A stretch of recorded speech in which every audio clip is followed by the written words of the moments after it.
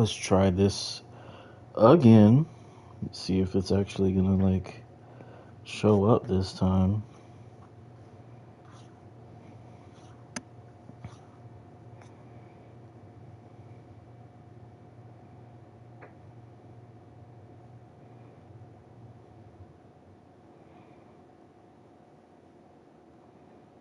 Yep, it is live. Okay, so now what I gotta do, because I don't have a little moderation team.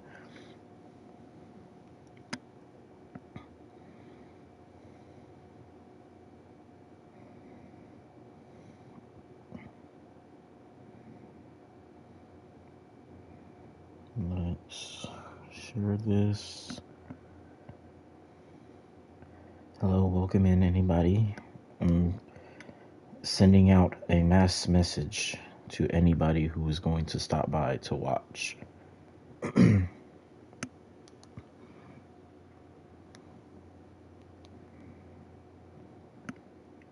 am a little late because my food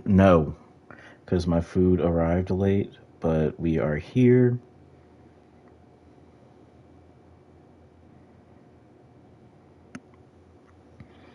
No, bitch. No one's seen dogs, not on my channel. No. I'm surprised you're not at work this time.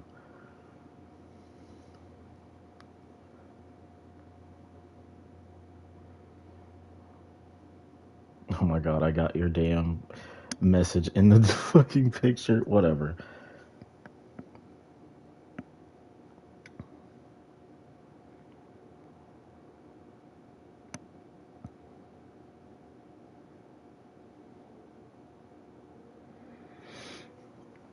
Okay. Oh! Alright.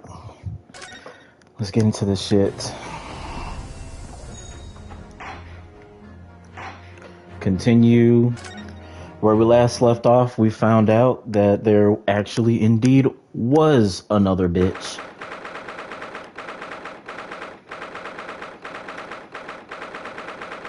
God damn, it is kind of loud. Hold up.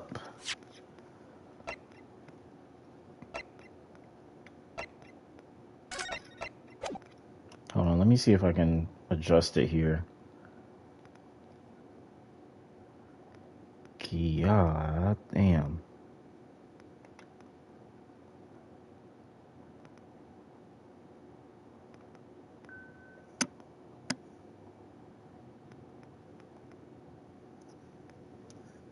I don't think I can do it in here. Hold on.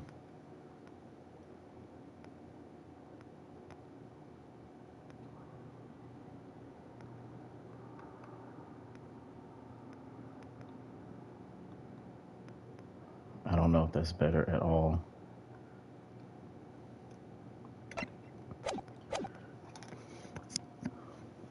All right. Thanks for stopping by at least. Hold on.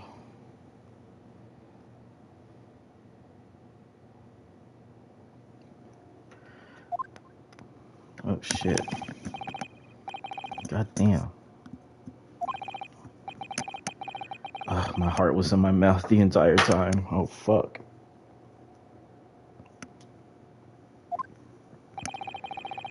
It was almost unbelievable. I mean, looking at you in there, you were drenched in sweat, your eyes were popping, your knees knocking, and you were grinding your teeth.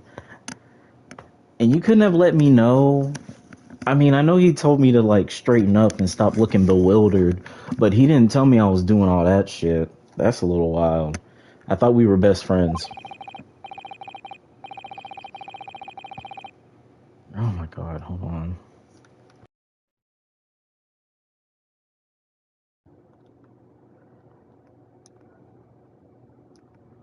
There's like this clicking noise. Oh, ah! That just hurt my ears. Forget it, it's terrifying. If I get through this, I don't ever want to see the inside of a courtroom again. Anyway, it looks like we've exposed your phantom lady at last. Ow, bitch. Okay. Yeah, you've got to sit like at least right here. And I don't know what's going on with my fucking headphones, but they suck right now. I'm taking that one off. Miss Giselle Brett, a student from Great Britain, is she? That's what I was trying to tell everyone from the start. Dr. Wilson wasn't alone. There was a young woman with him, like I've been saying all along. Yes, you have, haven't you? Oh, shit, hold on. I really hate that this is, like, making all this...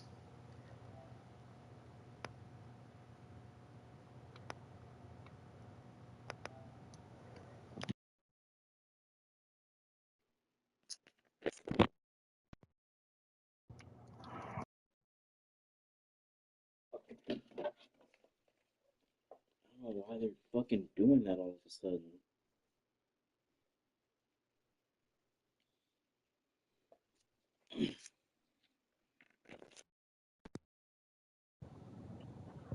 Okay.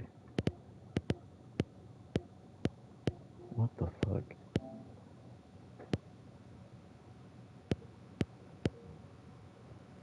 Why is it doing that?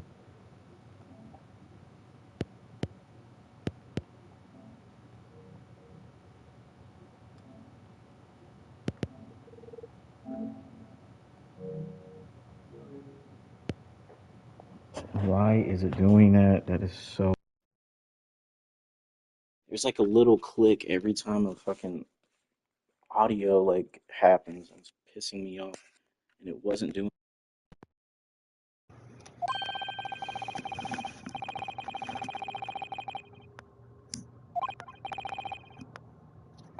Yes, I can see that.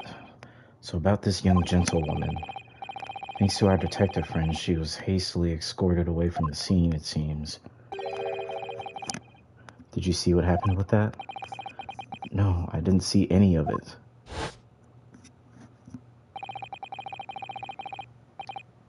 I was just on my way out of the restaurant myself. Then on the floor next to Dr. Wilson's table, I noticed there was a gun lying on the floor. And just after I bent down and picked it up... Ah!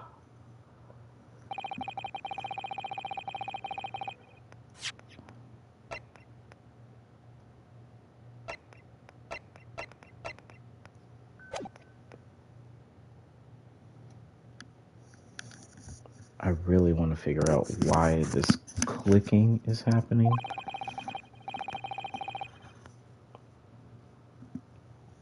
The Ritter ran over to me looking as white as a sheet, and he bundled me into some sort of small pantry next to it, the kitchen. Fast thinking by the detective, he apprehended his suspect without a moment's delay. Yes, and because I was shut in the pantry, I have no idea what happened outside in the dining area. Ah, there you are. Well done, both of you. Who the fuck is this? Oh, of course it's him. Professor Mikotoba. Well, it seems I was right. The pair of you make an outstanding team. You've exceeded my expectations, I have to say. Yes, it seems like you planned this from the start. You arranged things so that I wouldn't be able to act as a lawyer in this trial. Our modern country is still in its infancy, our justice system even more so, which is why I firmly believe that we need to send our brightest young stars overseas to learn all they can. I wanted to avoid a situation that may have resulted in your study toward Great Britain being cancelled. Well, it makes no difference. Lawyer or otherwise, if I'm the kind of man who can't help his best friend avert the worst crisis of his life, I shouldn't waste everyone's time by going to study overseas anyway. What are you saying, Cosmo? So that's your stance. I was afraid you'd feel that way. Kazuma. Well then, it looks like it all comes down to you, young man. To me?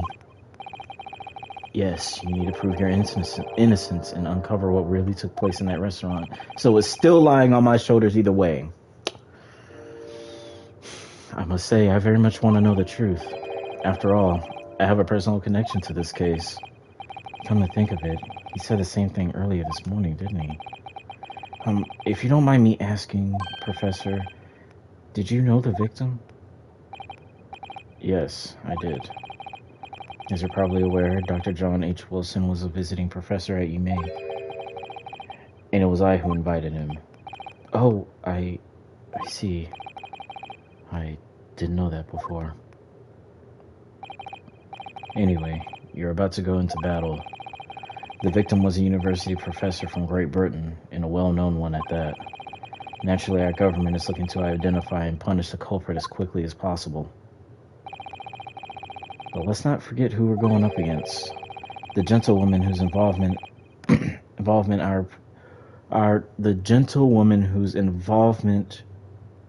our police bureau went to extraordinary lengths to hide.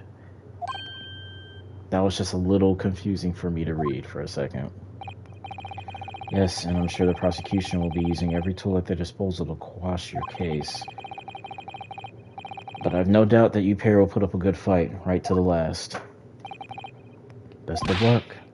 Thank you. Now then, I need you to run an errand at the university at once. There's something I think we may need. Of course. Good luck, Kazuma-sama. Gokigen. Defendant Naruhodo, court recess is over. Please make your way back inside the courtroom at once.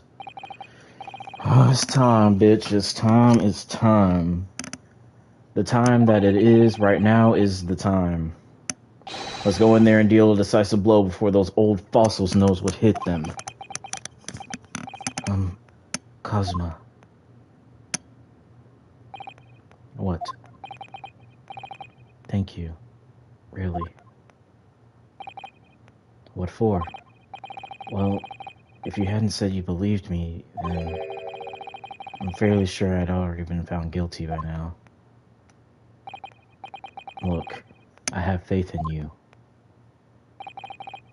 As a lawyer and as a friend. Coming from you, that means a lot. If I'm found guilty in this trial, he's really going to give up on his dreams of studying abroad. That's the kind of true friend he is. So this isn't just my battle anymore. Whoever we're up against, we absolutely cannot afford to lose. Alright then. I'll save the thank yous for after the trial. You can treat me to one of those sukiyaki meals I like from Yume Cafeteria on University Street. With an extra large portion, of course. You're big ass. Big. Just big. That's all he does is eat. I don't even know this character like that.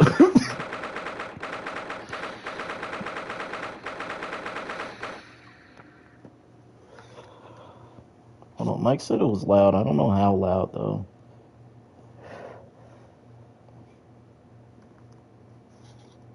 My mouth the entire time. Oh, fuck. Hold on. You're a big ass. Big. Just big. Sorry, you have to hear my voice again. I don't even know this character like that. Oh, it's not that bad. I don't know what he was talking about. It was loud in my ear, but it wasn't loud for the... That's not that loud. The court hereby resumes the trial of Irunosuke Naruhodo. Prosecutor Aochi, have you managed to subpoena the witness? Yes, Your Excellency, against all odds. And thanks to a certain young stripling, the prosecution is now under rather painful scrutiny from the government. Sorry. Let the government scrutinize. That's their job. It's nothing to worry about. It's highly unlikely that good relations we forward with Great Britain will emerge from this trial unscathed. Will you still think it's nothing to worry about when the new treaty breaks down and our nation founders? Again, Terribly sorry.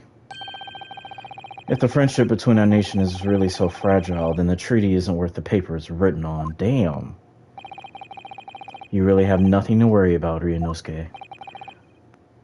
What do you mean? A secret trial, anxiety over some foreign government's opinions, a bungled investigation, missing witnesses.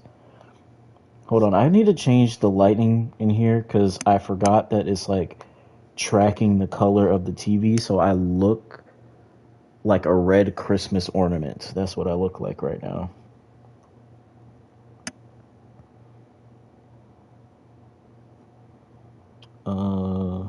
Let's turn that off. And that one. Okay. We're good now. We're good. Is this what our nation's justice system is? Is the Supreme Court of Japan or of England? Shut up! Shut up, you jumped up rookie boy! You and your friend know nothing. Nothing of the situation our nation finds itself in. By aligning ourselves with this great world power, we'll become strong. Diplomacy has never been more critical. Steady political maneuvering is what will secure our futures. I won't deny that I'm no expert. I'm just a student, and one who could arguably study harder too. But standing here now in our Supreme Court, there is one thing that I feel very strongly. A country that fails to uphold the truth in its justice system is a country with no future at all.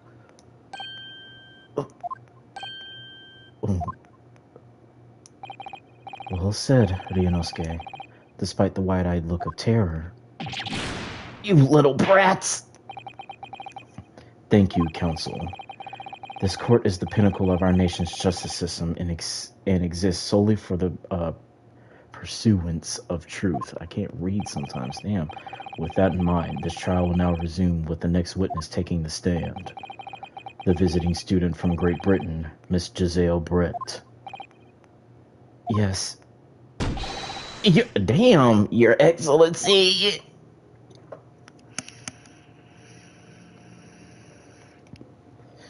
Oh.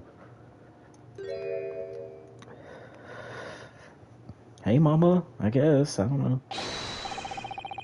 Well, what a delight it is to welcome such a fine gentlewoman to Japan, and from such a distant land. Tea. Someone bring us English tea. In England, no discussions take place without tea. Is that true? No idea. So, could we possibly trouble you to state your name and occupation for the court? Of course. My name is Satoru Hosonaga. I have been working under Carnival on my troop. Yes, we know about you already. Inspector Hosonaga, where are your manners? In England, it's always ladies first. Is that true? No idea. What the fuck is happening? More importantly, a little earlier you said something to me. You said your powers of observation are the one thing you're sure of. Oh, yes, I think I did, didn't I?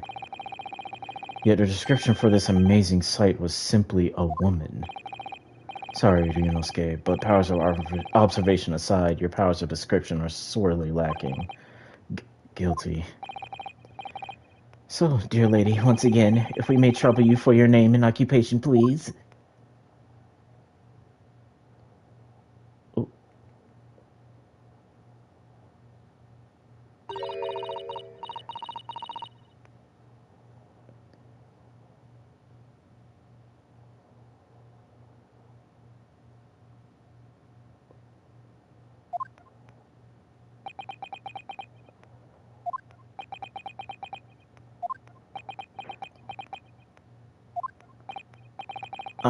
I'm terribly sorry, dear lady, but what?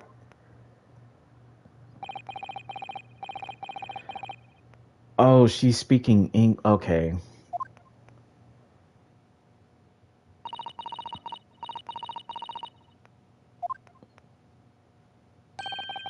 The lady says her name is Giselle Brett. She comes from London, England. She's a visiting research student, currently enrolled in UMay University's medical facility. Oh my, what a rare treat to hear the dulcet tones of the delightful language of the British people. I'm afraid I don't understand a word you said, but it was as beautiful as a hummingbird's song. As far as I can tell, the detective is translating her words faithfully enough. Yes, I agree. You'll obviously do fine in England, Cosmo. Her English doesn't rattle you at all, does it? Nor you. You've clearly been paying attention in your English classes, Ryunosuke. The court thanks the beautiful lady for taking the stand. Now, if we may trouble you to confirm something, Miss Brett. 3 days ago, at a restaurant called La Carnival, a grim murder took place. The court has been led to believe that you were dining there with the victim, Dr. Wilson, at the time. Is that correct?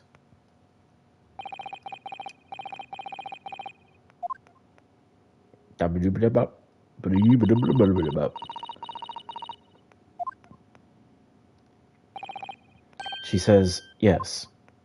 Bitch, what? This could take some time. So even though she's studying here in Japan, she can't speak any Japanese?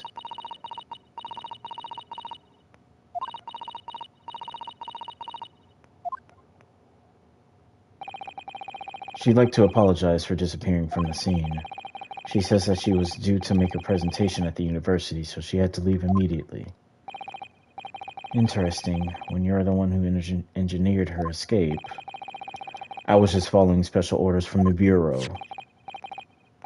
Well now, dear lady, would you be so kind as to cast your eyes over this photographic print? Seeing as you were so unfortunately present at the scene of the crime, could it be that your resplendent eyes caught sight of the wicked perpetrator, perhaps?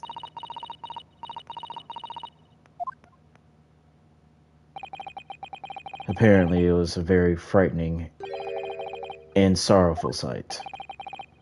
Do you mean to say... Yes, it would appear the lady did witness the crime. The very moment when the accused, standing right there in this courtroom, shot the victim in cold blood. Oh.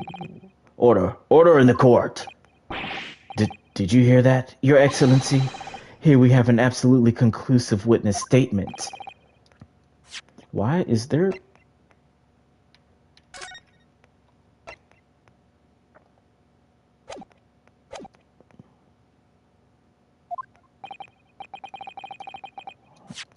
Is the music... is on... It was off this whole time, bitch. Oh my god. Well, it looks like it's clear now. Clear who our real enemy is.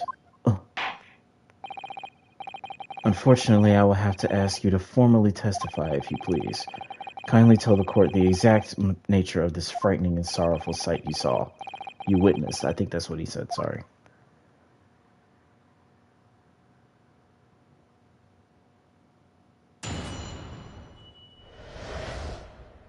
A frightening and sorrowful sight.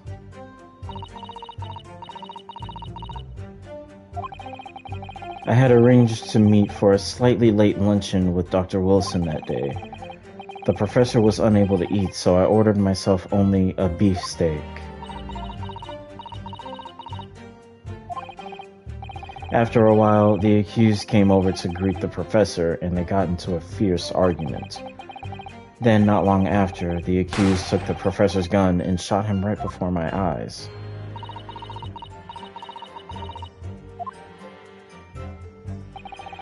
I don't carry a gun myself, so obviously I couldn't have been the culprit. This is a condemning testimony. No, I didn't have any kind of argument with the professor at all. Quiet, you filthy wretch. Look at you, you black-hearted blackguard. And look at this snow-white angel. I'm sure even a dark-minded scoundrel like you can imagine whose words the court is going to believe. Ugh.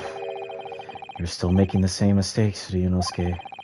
You mustn't blurt out when you're goaded like that. That's a lesson you need to learn. Ugh, but he's so annoying. Of course, I was at the scene as well. I took statements from this lady and the two witnesses who testified before and reported back to the Bureau. It was decided that Miss Brett was not involved, so I let her go. The testimonies of the last two witnesses were completely worthless, however. Well, even so, on the day in question, the lady was wearing the same outfit as she is today. As you can see, there is nowhere about her person where she could conceal a firearm.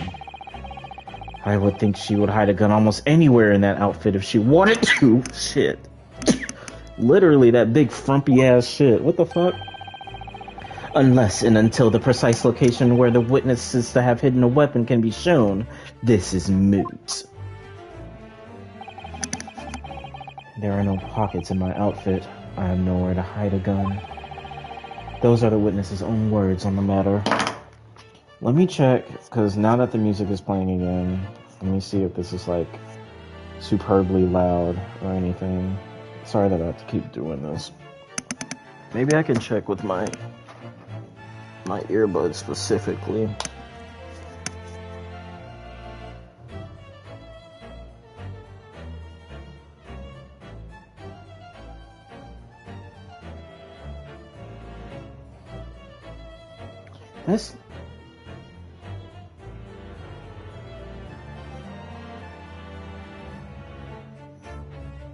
That's not loud at all.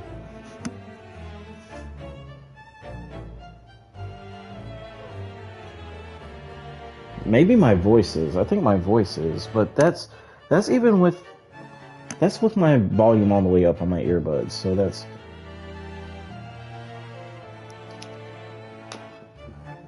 Hold on, let me check something now that I'm like listening.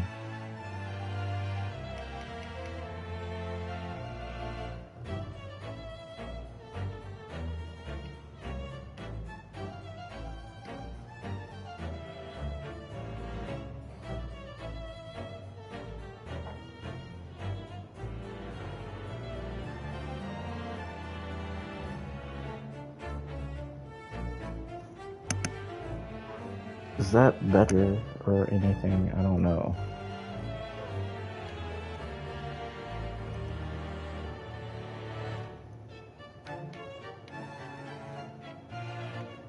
It sounds fine, to be honest.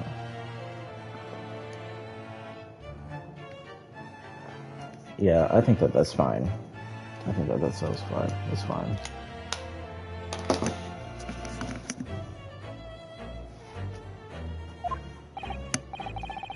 Ah, that's ridiculous.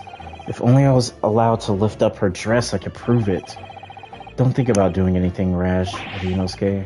But I didn't fire the gun I picked up. There must have been another gun there that day. You're right about that, which means this lady was hiding a gun somewhere. Yes, that's what we have to prove now. And to do so, we will need to pull her testimony apart.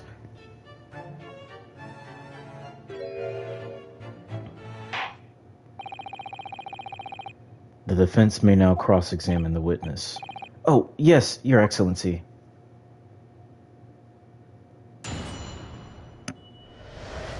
Which one of these kind of seems a little weird?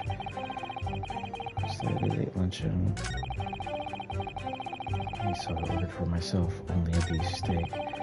After a while, the fuse came over with the professor and they got into this argument. Okay, how, like... I never got into an argument with the professor. All I did when I noticed him was go over to say hello. Please don't get angry with me. No, I wasn't directing that retort at you. It was meant for the lady next to you. But anyway, as I said, I did not argue with the professor. I'm afraid your words are in vain. Sorry? Miss Brett does not appear to speak Japanese. No, of course not. Japanese is such a cumbersome language anyway. English is the future. We must all speak English. Jesus Christ. I wonder if the prosecution will feel that way forever, or only in the presence of a beautiful woman. Well, that beautiful woman is telling a blatant lies with a completely straight face. I have to find something that will unravel her testimony, no matter how seemingly insignificant it may be. Anyway, it seems that after the argument, the accused briefly returned to his own seat. That part ties in with what you said, doesn't it? Yes, I still had some coffee to drink. And the next time you got up after that was when I finished my coffee and stood up to leave. This bitch. Then not long afterwards, the accused took the professor's gun and shot him right before my eyes. I don't carry a gun myself, so obviously I couldn't have been the culprit.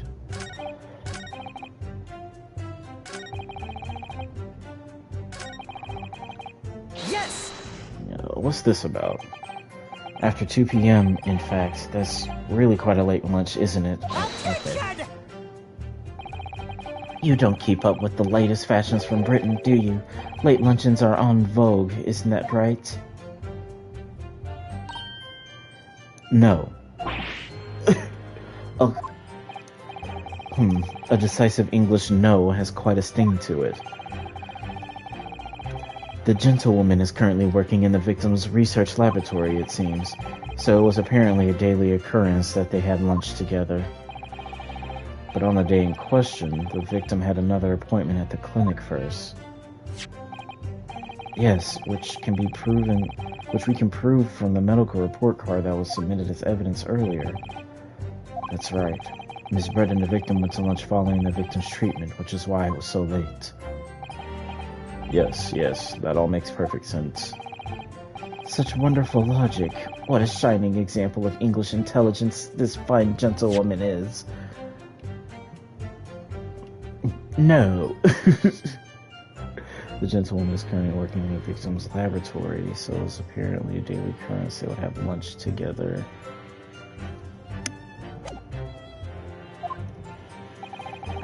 So you both arrived at the restaurant. What happened next?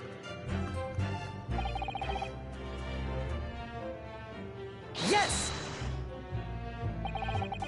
He was unable to eat, you say. And that was because he just had a tooth removed at the Holta Clinic, correct? That's right. You're supposed to actually check with the witness before answering. Was Miss Brett aware of that fact? It seems so, yes. She'd heard that the professor was to have some dental treatment. So that would mean that it was you who ate the steak pictured here. Is that right, Miss Brett? That's right, yes. The print you have there shows the table exactly as it was left after the horrifying events. Exactly as it was left. Dear me, what a harrowing experience. To have traveled to a distant land on the far side of the world and be embroiled in such tragic incident. Have no fear, my dear lady. I swear I will crush the evil fiend that has subjected you to this terrible plight. So the victim, Dr. Wilson, had nothing to eat or drink at all? That's right, other than some carbonated water. Just water? Yes, the professor was unable to eat, but he had been given permission to drink water, so it appears that the diners toasted their lunch with a glass of water each. Glass of water each? Carbonated water. That's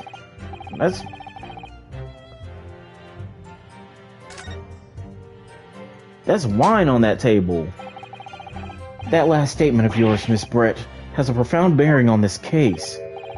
Well, how fascinating. Do tell us what is this profound bearing?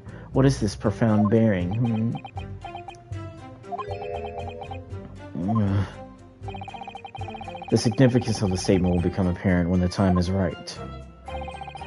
The defense calls for the witness' last statement to be formally added to the testimony. Well sidestepped, counsel. Very well. Miss Brett, kindly repeat what you just said to be added to your official testimony. Gladly, she says. That was brilliant, Kazuma. I'm going to remember that one. Which one? The significance will become apparent when the time is right. I could really use that phrase. I'd hope there are some more useful tips you're picking up from this experience than that, Ryunosuke. I love that little pose that he does. That one, I really like that one. Yes! Cheers over a glass of water. So both of you and the professor drank this carbonated water, did you? Yes. Being the waiter, I poured the 2 glasses myself. I clearly remember doing so. Except you're actually a detective. And the beefsteak, that was for you, Miss Brett? The lady says that she'd heard it was not customary to eat beef here until Japan opened its doors to the world. Yes, that's true. What a frightful place, is the lady's opinion. And I've heard it's not customary to eat sashimi in Great Britain. Now that's frightful. Every country has its own cuisine. As long as people have food to eat, what does it matter what it is? True, come to think of it. The first time I tried carbonated water, it was much more of a shock than the first time I tried beef. But anyway, back to this witness's statement. Somehow, I feel like there's something out of place in what she's saying. We need to pounce on on even the slightest thing now, because you never know what might lead us to our goal. Our goal of turning this trial around. Understood, Kazuma.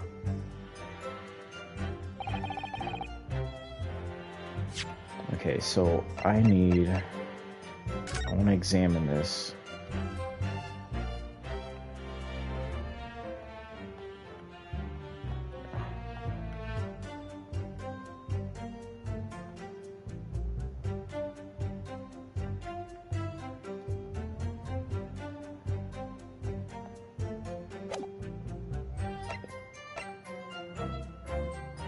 Oh, carbonated water. I thought that was wine or something.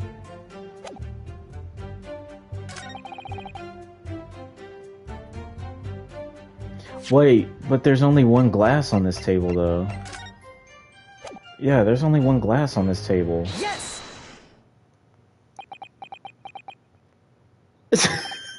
Sorry. What the fuck? Let me let me just confirm something, please. It's to do with this photographic print. Just a short while ago, you spoke of this print showing the victim's table at the crime scene. That it was exactly as it was left? That is correct, the lady says. Well, it's odd. Very odd.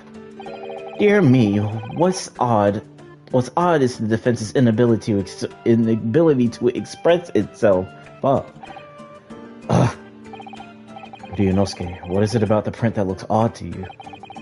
Well, obviously, it's the cheers. The cheers? Miss Brett just told us that she and the professor said cheers over a glass of water. But if that's true, there should be 2 glasses on the table, not 1. Oh. You're quite right, Counsel. There is only 1 glass pictured here. Objection! Are we supposed to be impressed by this nitpicking over minutia? What possible difference does the presence or absence of a glass make on the case? Minutia, you say? Could it be that the detective here removed a glass from the table to conceal the lady's presence? Of course not. I would never do something so reckless. But there should have been 2 glasses on the table. Or are you going to try to tell me you can clink with only 1? You're quite right. I certainly took 2 glasses to the table.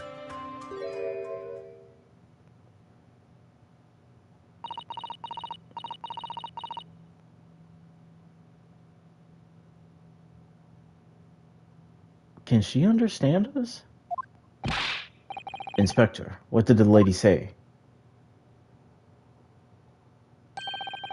It would seem that it was Miss Brett who took the glass from the table. Can she understand us? What? It was all so terrifying, everything that happened. I panicked and I thought I should try to hide the fact that I'd been there at all, she's saying. Good gracious.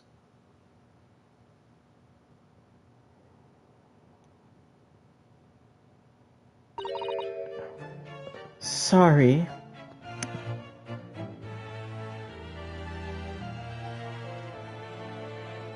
This bitch can understand us. There is no reason why before Hosonaga said anything about a glass to her, she's already turning her head to clarify.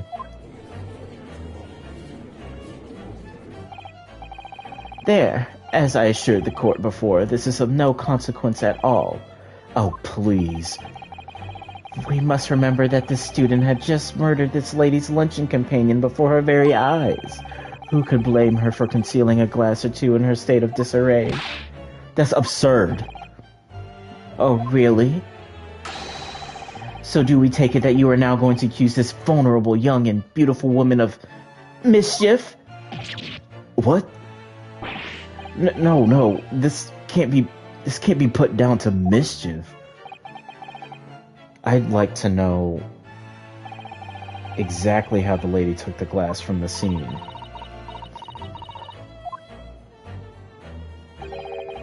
It would seem that she slipped it into a small handbag she was carrying. A handbag, you say? Yes, Your Excellency. A small handheld pouch commonly carried by well-to-do women in England. So, the beautiful lady has very graciously explained how and why she removed the glass from the scene now. However, the fact remains that this glass has absolutely no bearing on the case.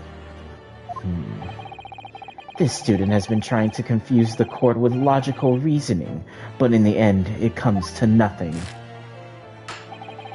No more pretentious accusations. You have wasted enough time already.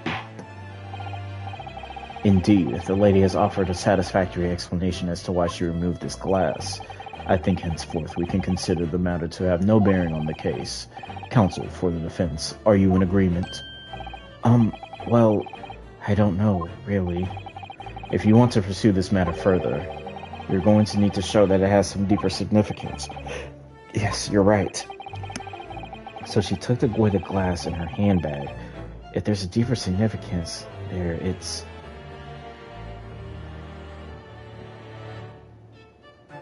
the handbag. She would be able to carry a gun. The lady put the glass in her handbag, you say? Yes, do try to keep up. It's already been explained to the court that all English gentlewomen carry handbags for small items. Let me see. A little while ago, Miss Brett stated the following. There are no pockets in my outfit. I have nowhere to hide a gun. But what she forgot to mention was her handbag. In which would be perfectly possible to conceal a gun. You're right. Well done, partner. I had a feeling you'd pick up on that too. What are you insinuating, you vile blackguard? It's really very simple. The gunshot was heard when the defendant picked up the gun from the restaurant floor. As he didn't fire that gun, we can deduce there must have been another firearm at the scene. The true murder weapon, if you will. You can't seriously be suggesting... Inspector Hosonaga. Yes? Did you or did you not search Miss Jezebel Brett's handbag? Just Jezebel? I just called her Jezebel. Miss Giselle Brett's handbag on the day of the murder. No, sir. I did not. As I thought. In other words, another gun, the one that actually used to kill the professor, could have been hidden in Miss Brett's handbag. No! Oh. Order! Order! Motherfuckers. What is the meaning of this, Inspector? The meaning of what, Prosecutor Algi? Why on earth did you not have the lady open her handbag and show you the contents at the time?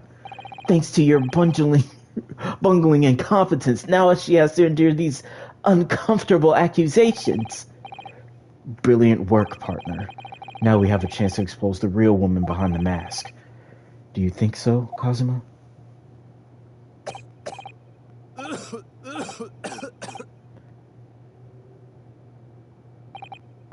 Well, what a sorry situation.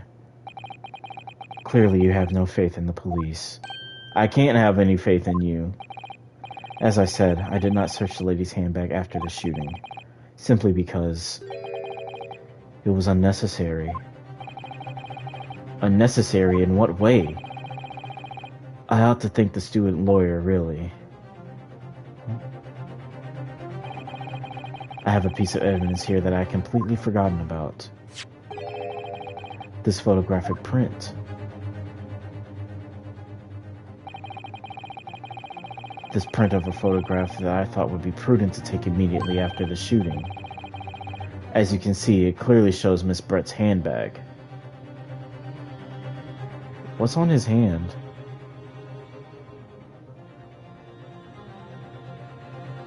That looks like the shape of the plate that had the beefsteak.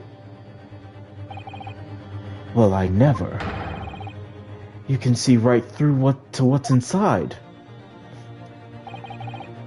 That's right. Apparently, meshwork bags like these are the height of fashion in London at the moment. So the contents are clearly visible. Exactly. So there's no need to search the lady's handbag. If there had been a gun inside, it would have been immediately obvious. Ugh! As you can see, there's nothing to imply Miss Brett's guilt here.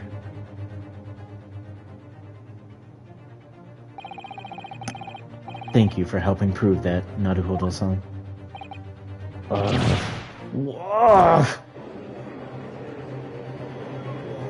Damn!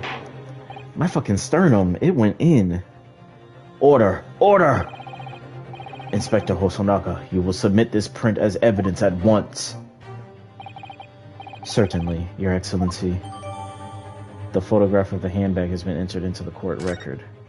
I need to inspect that dude's hand. There's something on his hand. I think you've had long enough to cross-examine the witness, counsel. The court has now been shown considerable evidence, as the photographic print just submitted into the court record appears to have no further significance. I am satisfied that there is no longer any room for doubt in this matter, and I must make my ruling. Indeed, there is only one logical conclusion, that the pathetic rookie slumped over the bench before us is the only possible perpetrator of this crime.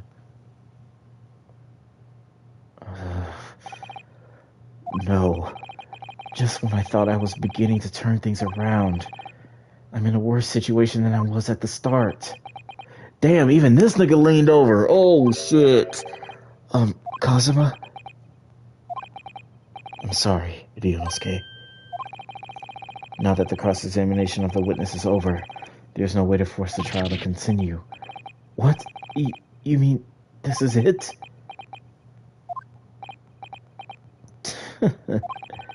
I must say, you put up quite a fight for a rookie student. But the weak are meat while the strong eat. You were wasting your time. There is no way to defeat true justice. A fact you can chew on to your heart's content from the inside of your cell. This can't be happening. Am I really going to be found guilty of a crime I didn't commit? And Kazuma, his dream of going to study in Great Britain will slip through his fingers. Kazuma, what? Is there really a no chance now of turning this trial around? You heard the judge. There's nothing about that last photograph the detective produced that we can contest, which means there's no basis on which we can argue for the trial to continue. Very well. I will now proceed immediately to the ruling. It seems as we'll be able to report to the British government on time after all. That smug little Ryunosuke Naruhodo. Having considered all of the evidence placed before me... Oh. Wait, Your Excellency. Ryunosuke. I don't think you can rule on this case yet. Objection! This amateurishness is getting tedious. When His Excellency deems that this trial is over, he gives his ruling. That is the most basic protocol of the courtroom. Your Excellency, just a moment ago you said this. As the photographic print just submitted appears to have no further significance, there is no longer any room for doubt in this matter, and I must make my ruling.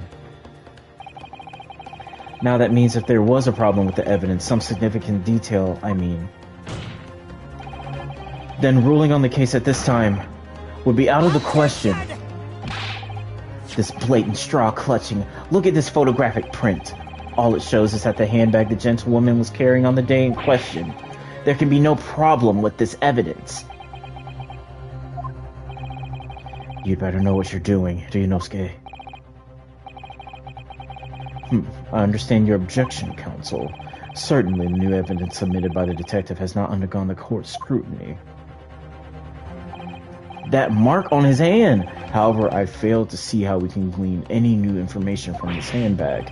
Ha! My thoughts exactly! Really, the prosecution is becoming tired of this rookie's desperate wheezes. Yes, I am desperate, but this isn't a wheeze. There's something about this photograph which just doesn't seem right. If only I could put my finger on it. Very well. I will grant the defense one final opportunity. What? But be warned that I am unsatisfied by your response here. The trial will be over in immediate effect. Do I make myself clear? Yes, Your Excellency. So, take another look at the photographic print Inspector Hosonaga submitted before. You will identify for the court where in this print do you see the significant detail to which you have alluded. Right here. Yes! Look at this here. There's a very unusual mark on the victim's wrist. That is true. It looks almost like a burn of some description. Objection! Dear me, I was pondering what new piffle you would come up with. A burn, you say, on the victim's wrist? Clearly that has nothing whatsoever to do with the magnificent lady's handbag. Yes, that is a burn mark. You're right. Go on, Inspector. She didn't look happy about me pointing out that burn mark. Also, she can understand me. She understands me. She knows Japanese, this bitch. She killed this motherfucker. She killed him. The police coroner also noticed it when he was performing the post-mortem examination. It was deemed unrelated to the cause of death, so he didn't note it in his report. What did I tell you? In any case, we have no idea when the victim suffered this burn, do we? And no possible way of knowing either. The more I look at it, the more I find myself intrigued by the curious shape of this... Oh. Reading the wrong... However, as the prosecutor Algie points out, unless a firm connection to the case can be shown, I cannot allow any further time to be spent on the precise details of this burn. Excuse me.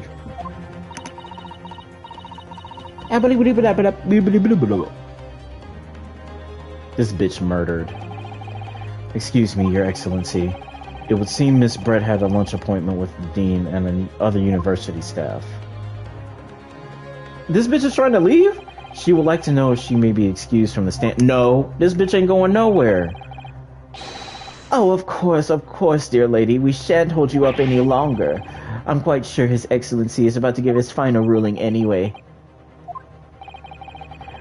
What's your thinking on this, Ryunosuke? Do you believe this burn has something to do with the case? To be honest, I'm not really sure. But if I don't keep pushing, then it's all over. She's trying to leave after I pointed out this burn mark. Also, she caught on to the fact I was talking about the burn mark. She fucking looked at me. She was all like, oh shit. She understands Japanese. She's in here lying. So I was thinking I should keep digging and digging in the hope that I might uncover something useful. Yes, you're right. I am? Oh! If we can just link that burn to the case. If we can do that, we might be able to pry this pries the shutting door back open again. Just give up, Counsel. You can't possibly hope to do that. Indeed, I'm afraid that without evidence, I can't allow you to pursue what is little more than a conjecture. But if we had evidence that irrefutably linked the burn on the victim's wrist to the case, then you would allow it? I would, yes. To tell the truth, I hadn't noticed that burn. But as soon as you pointed it out, what I did notice was the color draining from Miss Brett's face. Really? I have to find some link between that burn and the case.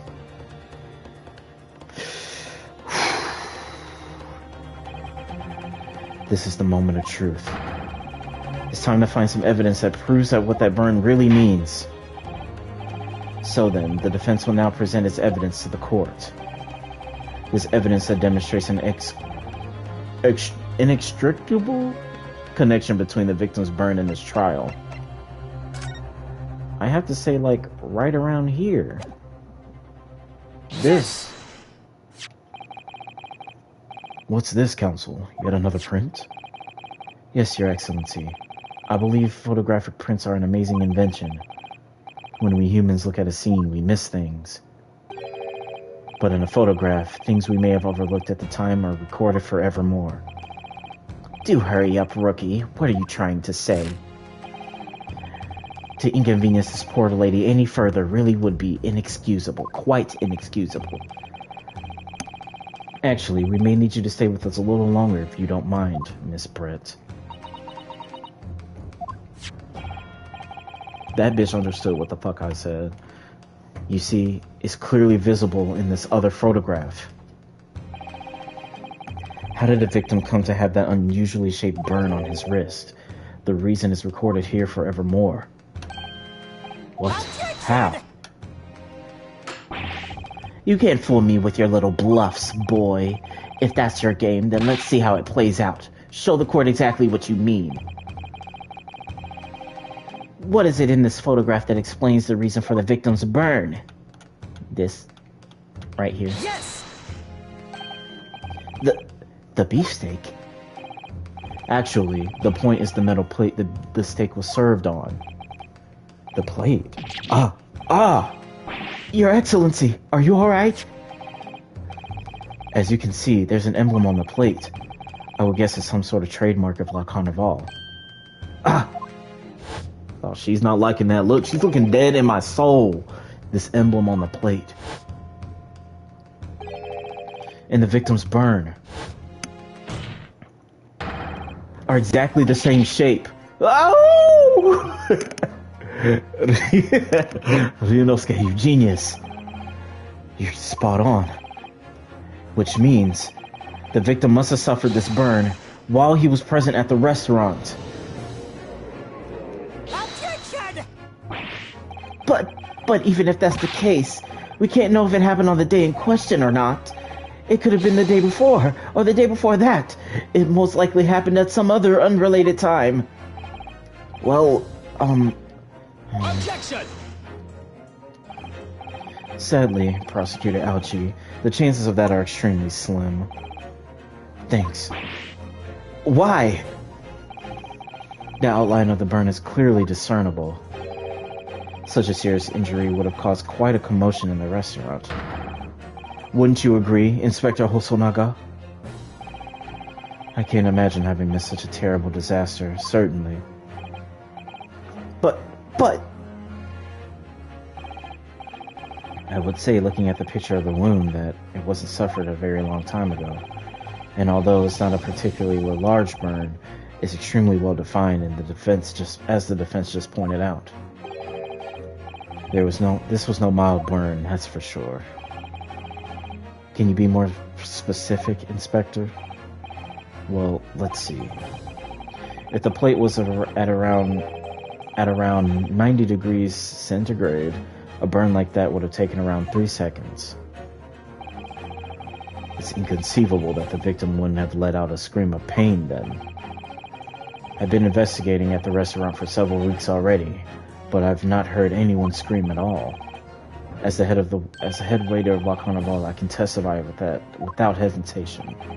But you're a detective, not a waiter! Yes! There you have it. Something isn't right here. As the detective said, anyone who burnt themselves on a piping hot plate for 3 whole seconds would scream in pain. There's no question of that. And yet Inspector Hosonaga never heard the professor scream, not on that day or any before it. That's right. And the strange thing is, on the day he was shot, I didn't hear him cry out either. What are you suggesting? Well, if the professor had carelessly laid his wrist on the plate for anything like 3 seconds that day, that would be beyond careless, I think, counsel. Then the rest of us in this restaurant, myself, the sergeant, and the old antiques dealer, all of us without any question would have heard him scream. Wouldn't you agree, Prosecutor Aochi? Well, yes, I suppose. So the question is, why didn't a single person hear Dr. Wilson scream? I almost don't believe it. Ryunosuke, do you think? Can it really be true? I never dreamt we'd arrive at a conclusion like this, but I'm starting to think that maybe we've been led into a terrible trap.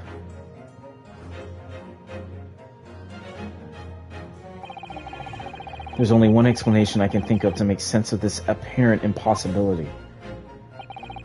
On the day in question, when he suffered the burn to his wrist, Dr. Wilson, he was already dead. No man could remain silent while his wrist was burning on a piping hot plate for 3 whole seconds. That's clearly impossible, apart from in one particular situation. Counsel, are you suggesting? Yes, it's only possible if the man was already dead. Already dead?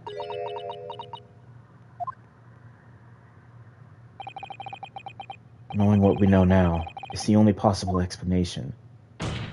Oh. When the beefsteak was brought to Dr. Wilson's table that day, the professor was already dead. That's madness! But how? How would she have done it? Order, please!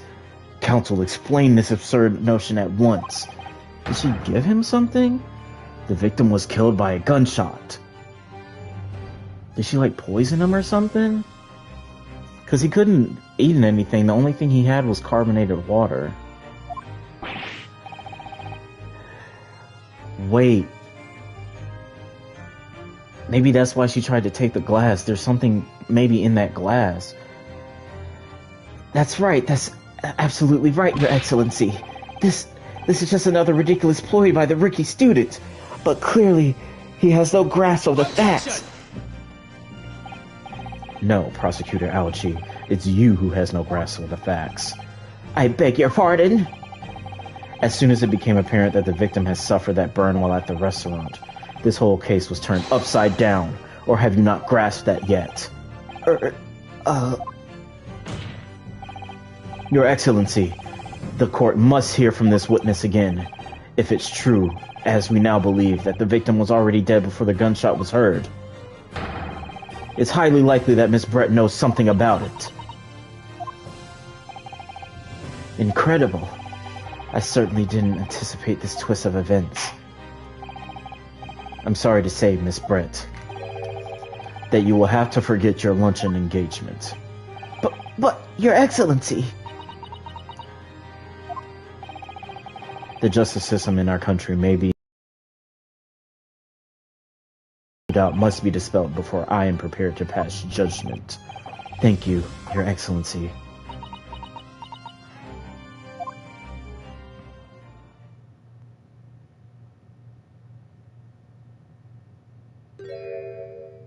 Why is she smiling at me? What was that smile? Yes, of course.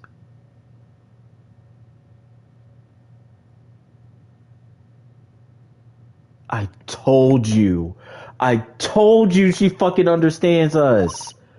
I mean, I'd be delighted to help, especially if it helps relations between my country and yours. Oh, uh, Miss Brett, you speak Japanese? Well, of course I do. I'm studying in your country after all. But then, why have you been speaking through an interpreter until now? My mother tongue, the Queen's English, is the most refined and elegant language in the world. Not really. As a gentlewoman, I try to avoid speaking in your vulgar tones as much as possible. This bitch, oh no. Lock this bitch up. Just get her out. She did it. But it seems the men in this land possess none of the chivalrous virtues of English gentlemen. So I can see that I shall have to lower myself to communicating with you all on your own level. Wow. You are the epitome of a true English gentlewoman. We are truly honored by this, the lavish consideration you so graciously afford us. I don't like this girl. She has to go. She has to go under the jail. She killed him. In that case, Miss Birch, I will now ask you to testify in your own words about the events leading up to the death of the victim, Dr. Wilson.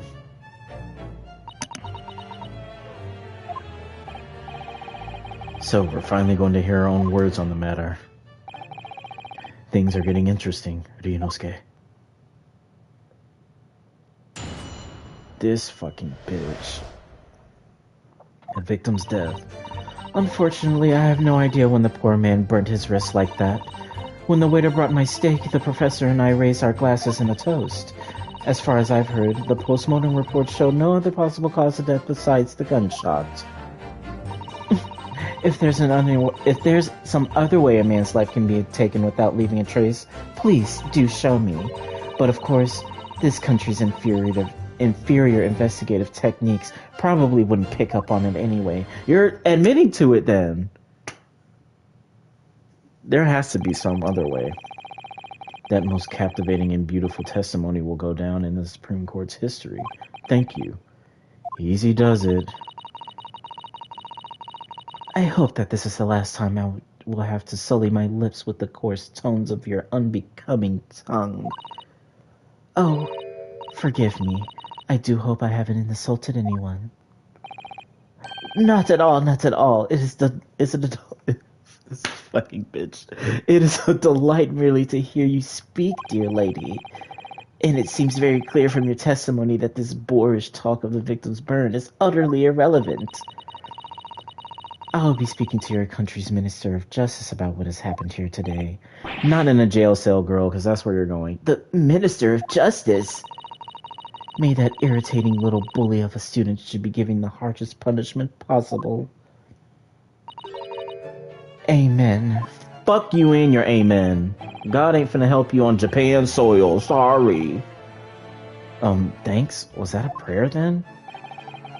Well, you'll have to forgive the irritation, Miss Brett. And put up with the cross-examination now. I expect you've noticed that this little bully of a student, as you put it, doesn't miss much. Stand up straight. I'm sure I don't need to remind you, counsel, that this will be your final cross-examination in this trial. If you fail to demonstrate any problems with this witness's testimony, I will be ruling on the case immediately. Is that clear? Oh, damn. His fucking lip jiggled. Yes, Your Excellency. Then you may proceed with the cross-examination.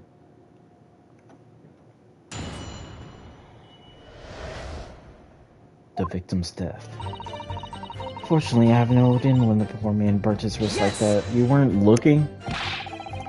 But his hand was on the searing hot plate for at least 3 whole seconds. You can't not have noticed.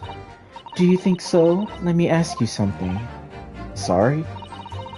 Ever since I arrived in this courtroom, and even still now, the fly on those unsightly black trousers of yours has been wide open. Why are you looking at my junk, bitch? You can't not have noticed, can you? Huh? What? Ah! Wait, it was actually open? What fun! You hadn't realized. The dear lady is absolutely right. As your friend, you've embarrassed me as well as yourself, Fuyunosuke. Why didn't you tell me? Right, you could, like, point out my little fucking Jimmy legs, my buckets of sweat, and my wide, bewildered look, but you couldn't look down at my fucking pants and tell me to zip that shit up? Especially because I don't want to hear shit else. These two are gay for each other. You can't tell me that this motherfucker wasn't looking. You can't tell me. Dr. Wilson was a true English gentleman. He chose honorable silence over a vulgar scream. Can your tiny brains imagine such a thing? Oh yes, I think my tiny brain can. Bitch. Well, I can't. Anyway.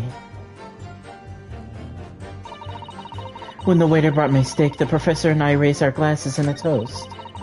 As far as I've heard, the postmortem report showed no other possible cause of death besides the gunshot. I don't believe you. Yes, it's written here in the paperwork. Fatal hemorrhage of the ballistic trauma. Yes. Luckily for all of us, a little burn on the wrist isn't going to kill us. And as there were no other signs of trauma on the victim's body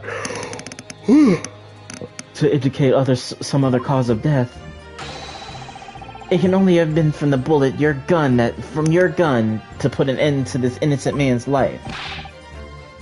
But it doesn't make sense. The burn must have happened straight away, when the plate was first brought to the table by the waiter. Yes, that's true. If it had cooled even slightly, it wouldn't have been able to make a burn like that. And if the victim burned his wrist on the hot plate as soon as he brought it up from the kitchen, then he must have already been dead at that point. And yet, the fact is that the victim was killed by a gunshot to the chest. Until you're able to show the court evidence to disprove that, this is a complete waste of time. I concur. Prosecutor Aochi is right. Ugh! This bitch. I'm gonna get you, bitch!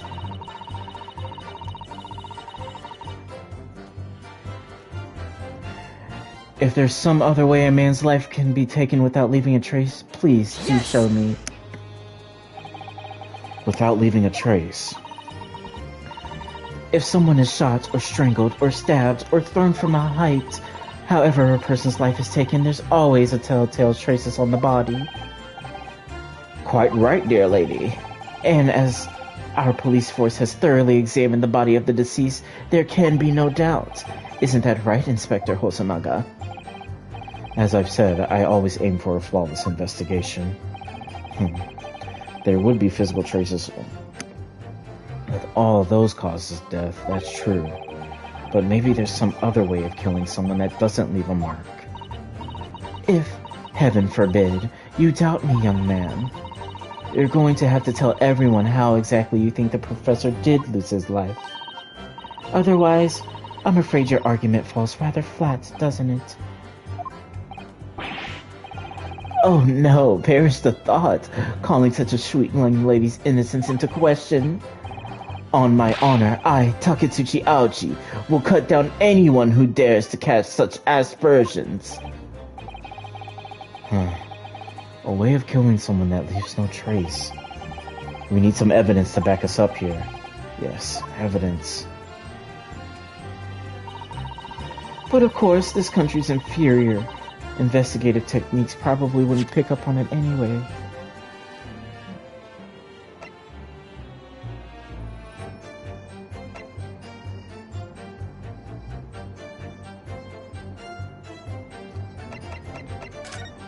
Maybe I need to examine something.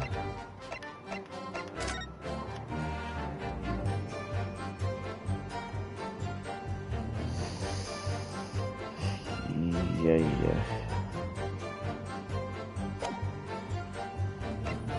Maybe I just need to keep pressing. Yes! Let me just press everything. Inferior? What do you mean by that? In the lands of the Great British Empire, the police store everything found at a crime scene for later examination. But in this country, you investigate at once. And that's the end of it, isn't that so? Quite right. La Carnival is open for business as usual today, just days after the incident. Exactly. Which means that even if the investigation takes a different direction, vital evidence may be lost. It doesn't even occur to your naive detectives to try to preserve the crime scene. But I'm trying to be as tactful about this as I can, you understand? A killer blow. The lady is formidable as she is beautiful. He's actually admitting our police may be flawed. Perhaps Prosecutor Algie is finally starting to see sense. I very much doubt that. Still, there's something about what Miss Brett just said. There was a moment before when something didn't seem quite right.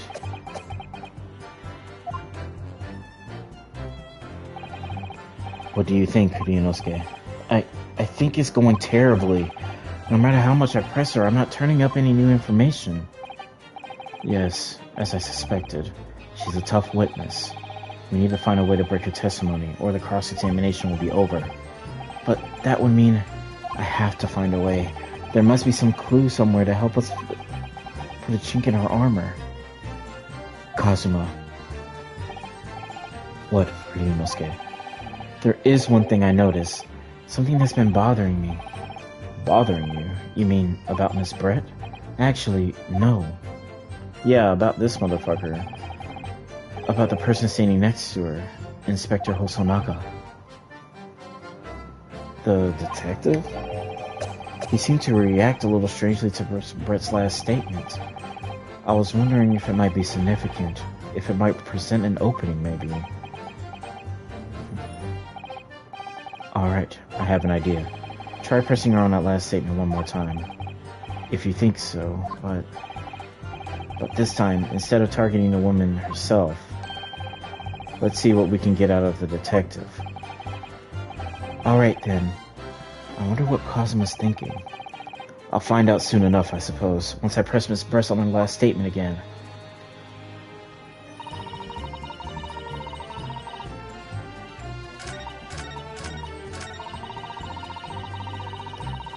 Inferior investigative techniques probably won't pick up on it anyway. Inferior, what do you mean by that? In the lands of the Great British Empire, the police know everything about this country. You investigate once, and that's the end of it. Quite right. Exactly, which means that even if the investigation takes a different direction, Bob, it lost.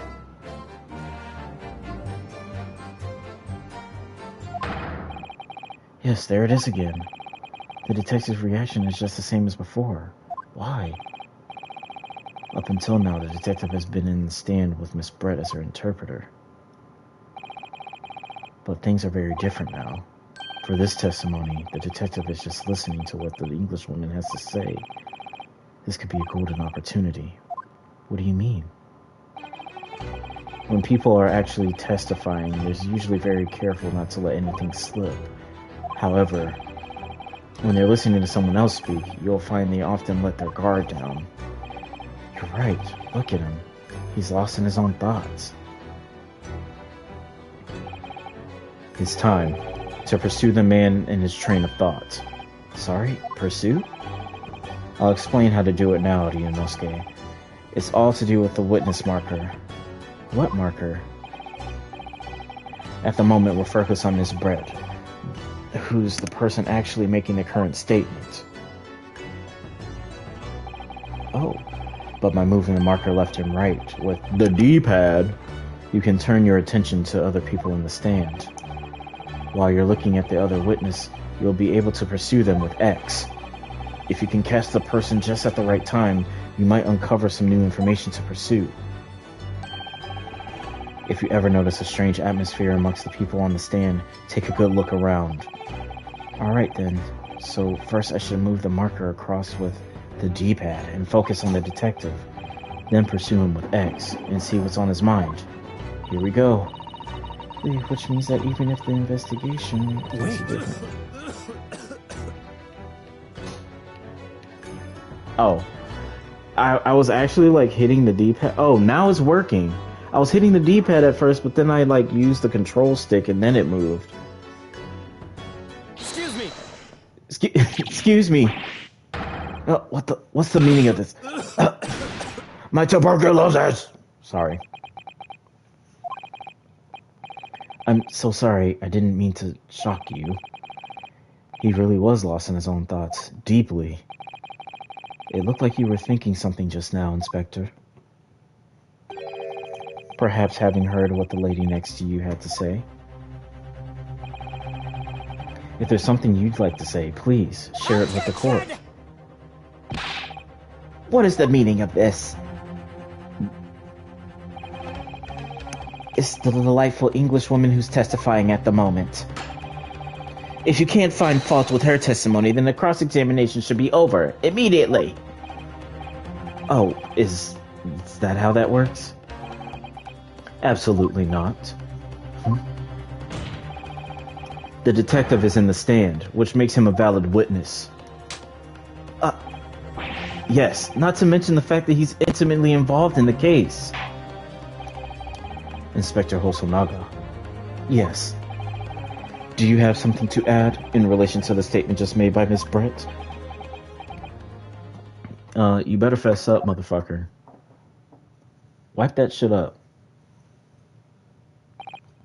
Well, yes, if you don't mind.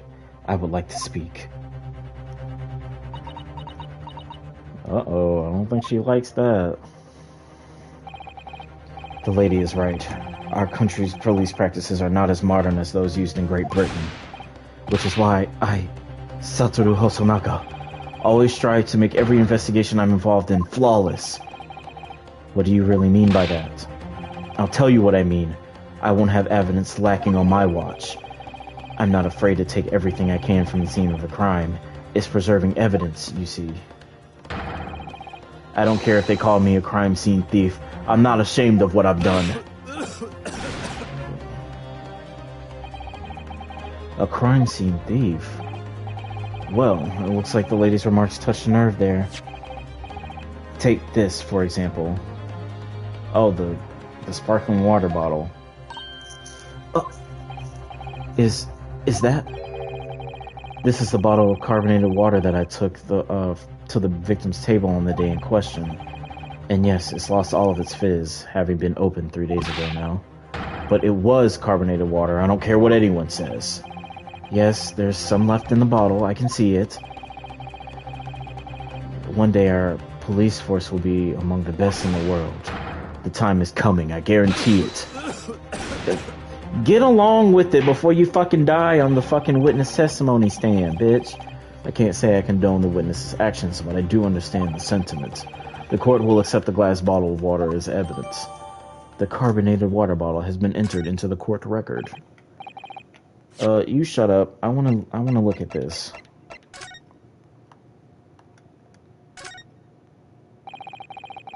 The label is written in a foreign language that I don't recognize. Do you know what it says, Cosmo?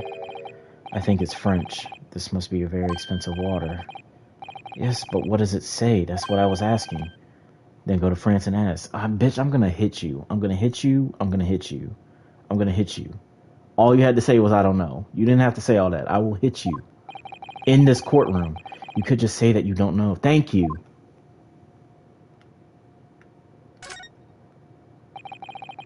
So, this carbonated water is the last drink Dr. Wilson ever had. It looks like there's a little left in the bottle, although it's just plain water now. You know, I've been sweating so much I'm absolutely parched. I'll just have a sip of this to keep me going. No, Ryunosuke, you can't do that.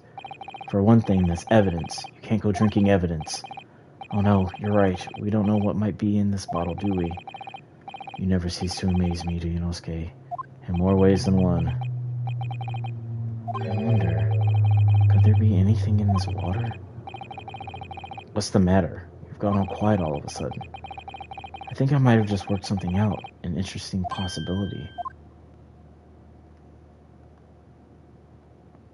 Is there... The only thing I can examine is the water in the label, I think. Miss Brett, can you confirm that this is indeed the bottle from which you drank on the day of the victim's death? Yes, it was from that bottle. What was that about? She seemed to avert her eyes when she answered the judge's question. Very well, counsel. You may resume the cross-examination. And the inspector will kindly control his fervor.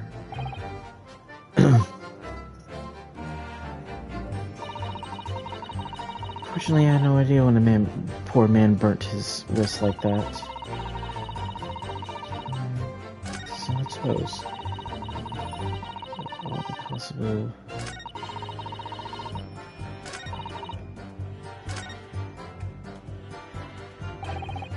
New evidence. Excellent work, Ryunosuke.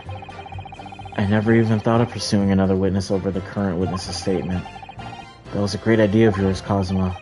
Well, it was all thanks to you noticing that the detective had reacted strangely to what the lady had said.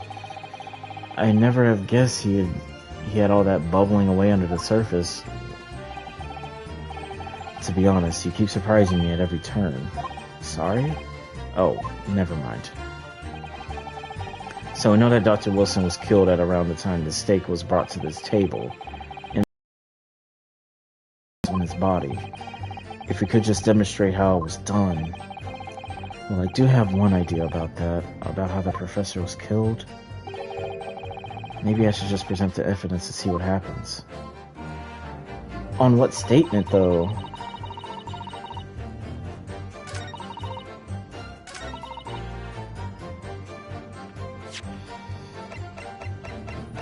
Yes! Oh, the music is still going. The statement is clearly odd. Oh, no. What appears to be odd. Oh, no, is the way that you're presenting yourself. Oh, pay no attention, Your Excellency. As you wish. Now kindly lower your hand. Never. Not until I prove that I'm innocent here.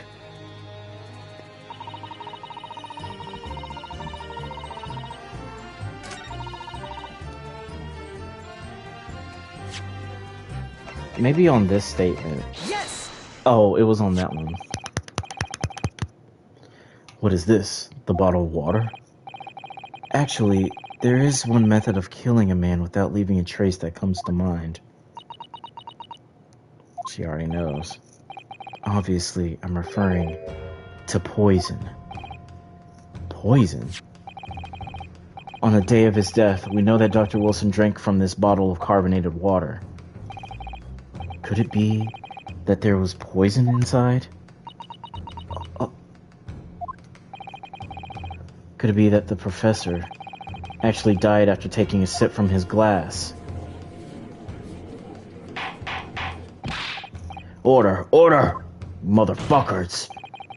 And on that day, who was sitting at the same table as the professor and able to sip the poison into his drink? There's only one person who could possibly have done it. Giselle Brett, it was you! Objection! This is outrageous! To suggest such a thing without a scrap of evidence! You little Ricky imbecile! Have you even considered the delicate situation our country finds itself in now? Have you forgotten that we have only just signed an accord of friendship whatever, fuck! Have you even had the vaguest inkling what your rash accusations could jeopardize the entire treaty? Objection! I'm out of breath, y'all. Fuck. This is not a political arena. This is a trial to determine one individual's guilt with respect to one crime. What? The fact that this woman is British makes no difference. We are here to determine the truth. If I may, I will silence you forever. Oh! It is you who should be silent. Of course. Dear lady! Where did that come from? She just snapped. I'm afraid I may have spoken unfairly before. I offer my most humble apologies. I'm sorry, my lady. To what are you referring? I described your police force as inferior, but no matter how inferior they may be, you still investigated this particular point thoroughly, I believe. The bottle, Inspector, and whether it contained poison or not. Of course. You did? Have you forgotten what my guiding principle is already? I strive for a flawless investigation every time. Did you drink this shit? Naturally, we tested it inside of the bottle and its contents. And? What did you find, Inspector? I ordered a test for every toxin that was available in this country at the present time. We could find no trace of poison of any description in the bottle of carbonated water, Your Excellency. What? Are you sure? The tests were meticulously carried out by the chief coroner himself. No! Fuck, so what the fuck could it be then? I'm very grateful to all you Japanese. You've successfully established my complete innocence in this horrid affair. Thank you. Oh, but of course, dear lady, the pleasure was all ours. I was so sure. This can't be right. Everything falls into place if he was poisoned. Thank you, counsel. I think that cross-examination has clarified everything. As the prosecution have asserted, a shot to the chest from the gun is the only conceivable cause of death. Furthermore, the accused, who by his own admission was holding this weapon, is the only possible culprit. I'm done for. The court wishes to apologize for the great inconvenience this has caused you, Miss Brett. Oh no. I'm glad the matter is resolved.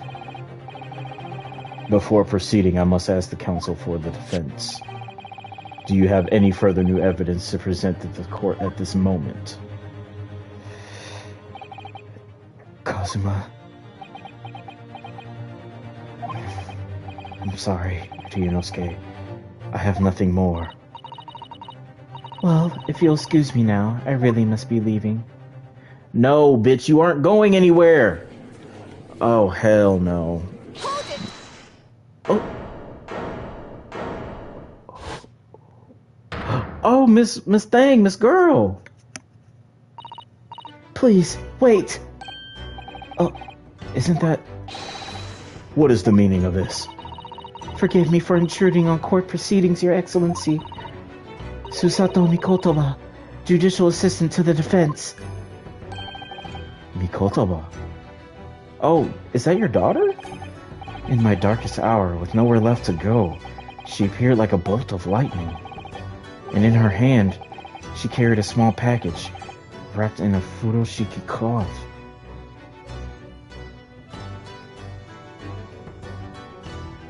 To be continued. What?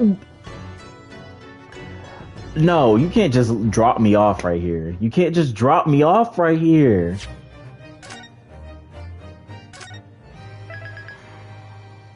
Oh my god. Oh my god. Oh, it's only been an hour and 30. We finna dive back in this. 1:14 p.m.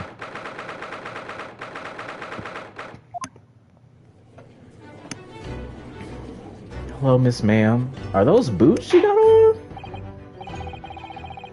Well, I understand you are the judicial assistant to the defense, but why this sudden ingress into my courtroom? A judicial assistant and a woman, no less. The rules state that females are not permitted into this court of law other than to testify. Yes, I fully understand. I only asked for 5 minutes of time. I have some vital evidence that I must hand over to the defense. You're a little late. You're too late, little girl. The trial has already been concluded.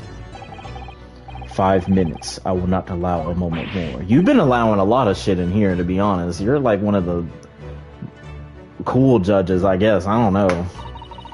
I am most grateful. Arigato gozaimasu. Who exactly are you? I'm sorry, there's no time. Please simply accept this for now. What is it? A report about something? Written in English? It's Giselle Brett's research. The Englishwoman's? After the trial resumed earlier, I hurried back to the university.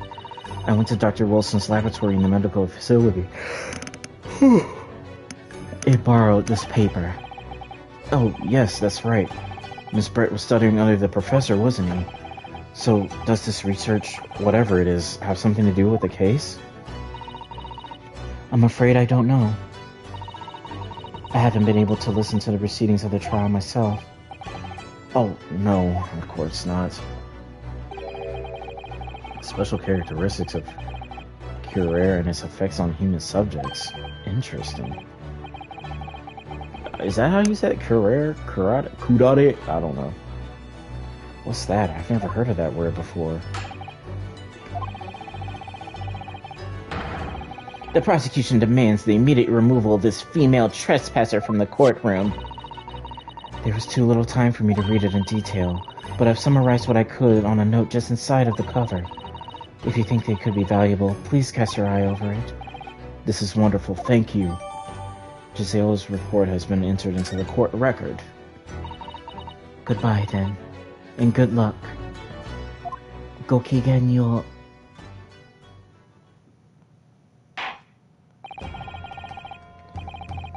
You have had long enough, counsel. We cannot detain our English guest any longer. I ask the prosecution and the defense now one last time. Does either side have any further evidence to present to the court? I presume not, but... The prosecution has made its case convincingly enough already. Nothing more to add, Your Excellency. Ryunosuke, we're out of options here. This really is our very last chance. Yes, I know. Your Excellency, the defense does have new evidence. That look. The unyielding stare of a true Japanese warrior. Well, Miss Brett? Yes, Your Excellency. If you wouldn't mind, perhaps you could grace us with your presence a little longer. It's a delightful invitation, but I'm afraid it's not so very long until tea time. I have to politely decline. Forgive me, Miss Brett. It seems I wasn't clear. I realize it wasn't phrased as a question. I realize it was phrased as a question. However, I must ask you to treat that as an order. I've said it many times before, but the Japanese language makes no sense. My apologies, dear lady. So, counsel, what is this new evidence that demands the court's attention? This blue-ass notebook. Miss Giselle Brett, you understand that you were studying under Dr. Wilson at did I fuck up? No, I didn't fuck up, okay. Doing research, okay. Research, by sheer coincidence perhaps, into deadly poison. Hold on, I didn't even get to actually read this shit. A poison made from the bark of certain trees in the jungles of South America. The hunters of the region have used it since ancient times to incapacitate their prey. Instant paralysis of the entire body and subsequent death, even in minute doses. Route of entry. The above mentioned effects occur when the poison enters the body through a wound, such as the... And because he had a tooth extracted. Due to its ability to render the human body paralytic, it's believed that the toxin could have application as an anesthetic. However, a solution for the respiratory arrest caused as a result of the full body paralysis must be found first, or patients would die of suffocation. Oh, she did this shit. What? Poison? Where are you going with this, counsel? A toxin known as, however you say that, Your Excellency. Even the slightest amounts of the death of the poison entering the body leads to instant death. What complete and utter nonsense! Whatever the fuck that is you say, I've never even heard of it. You wouldn't have done... What? you wouldn't have done. What do you mean? I mean that you wouldn't have heard of curare before one very simple reason. It doesn't exist in our country. It doesn't exist. Correct. Which means, no matter what tests the police can do for toxins, they'd never identify this. Why? Because there is no test available here that can identify the presence of this highly deadly poison. What?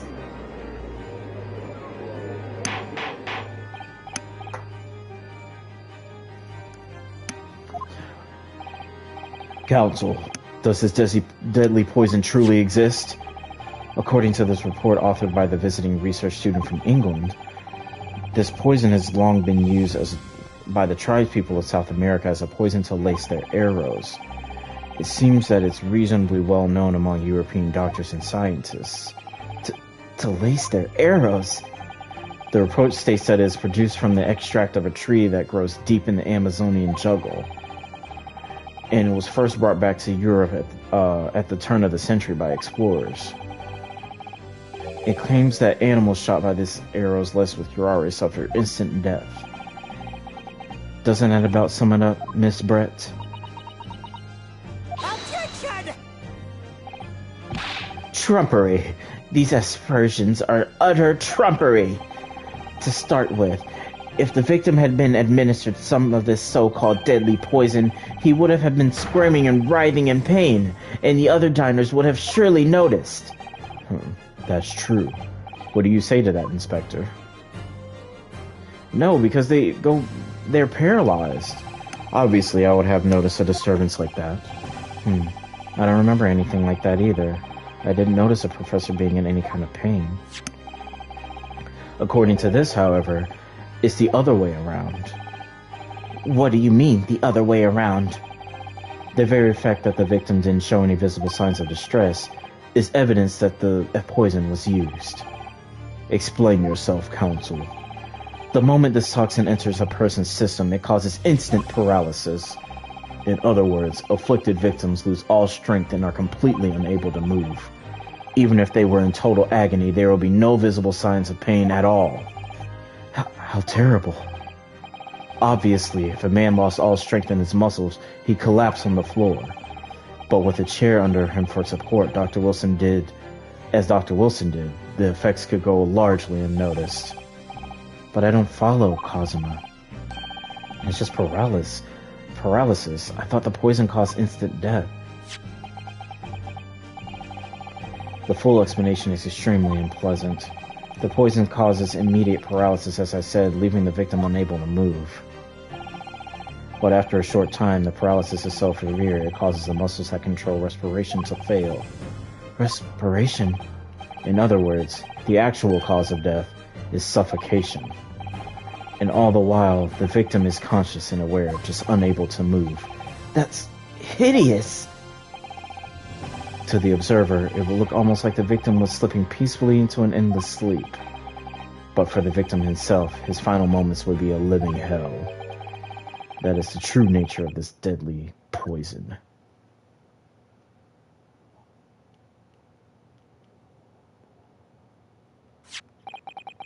And you're suggesting that this bottle, counsel, actually contains this terrifying poison?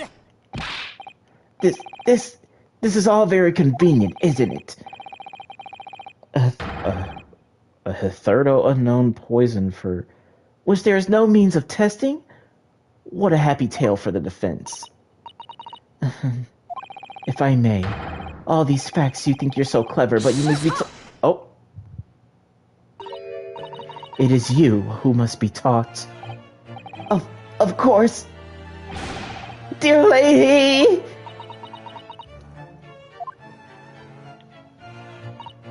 So, this is how you Japanese behave, is it?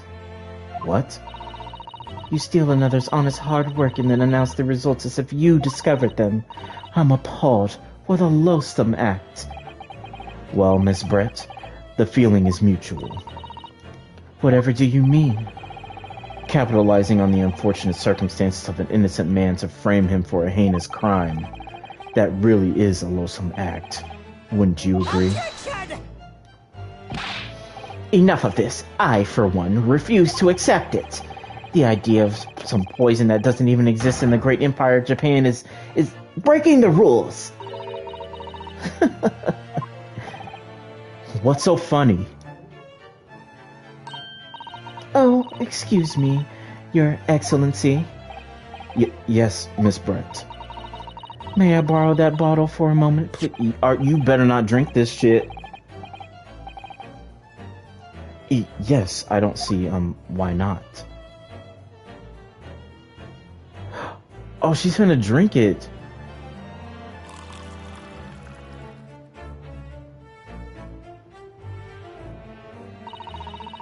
Don't get too big for your boots, you insignificant little island boys. Sorry. To an Englishwoman such as myself, this whole affair is a farcical comedy.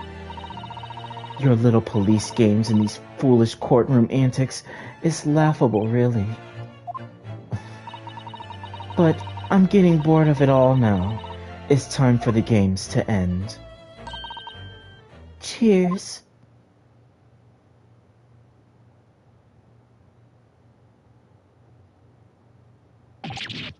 Wait, what are you doing?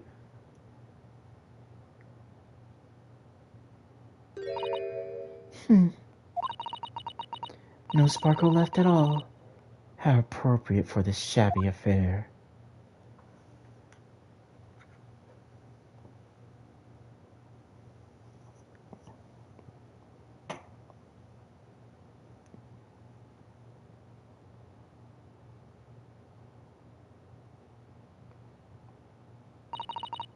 Goodness, whatever is the matter? You all look quite stunned. So, no poison. The bottle was clean. Is that what you're saying? You look quite incredulous, little boy. But of course, that's the simple truth. Thank you for presenting the findings of my research so concisely here in this grand venue. Most kind. Ugh! Thank you, waiter. Now then, Your Excellency. No, there's some... No. Yes, Miss Brett. I should like to be excused now, please. I think I've given more than enough of my time for the furtherance of friendship between our countries. Yes, dear lady. We are most gratified with all the assistance you have given. This doesn't make sense. There had to have been poison in that bottle. So how? How did she swallow a whole glass and live to tell the tale? I don't understand it. Well, I suppose if nothing else, this little Far Eastern charade will make for an interesting conversation at the next party I attend in London. There has to have been poison in that bottle. Doesn't there? But there can't have been, because otherwise she would have keeled over dead. Come on, Ryunosuke. We have all the clues now. That bottle of water.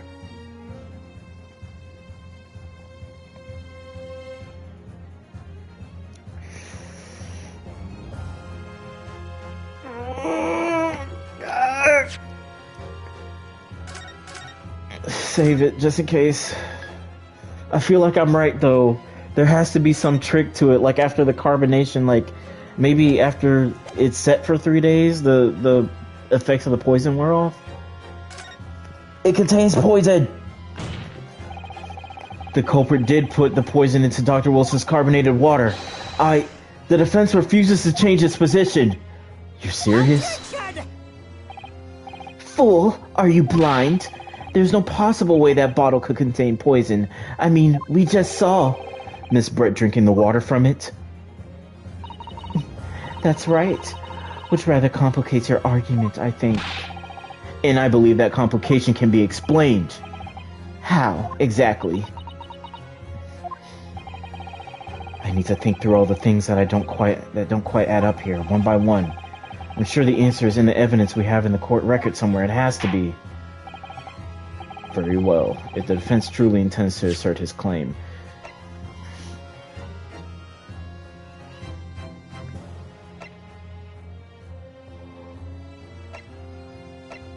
Come on.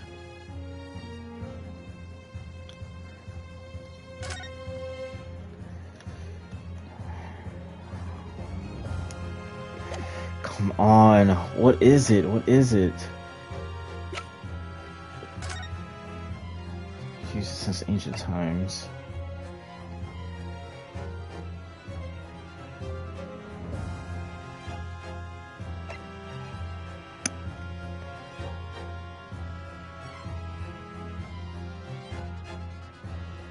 It says like through a wound though, but does that exactly matter? Very well, if the defense truly intends to assert his claim, then I must ask you to support the assertion with evidence. What explains how the witness was able to consume this supposedly poisoned water unscathed?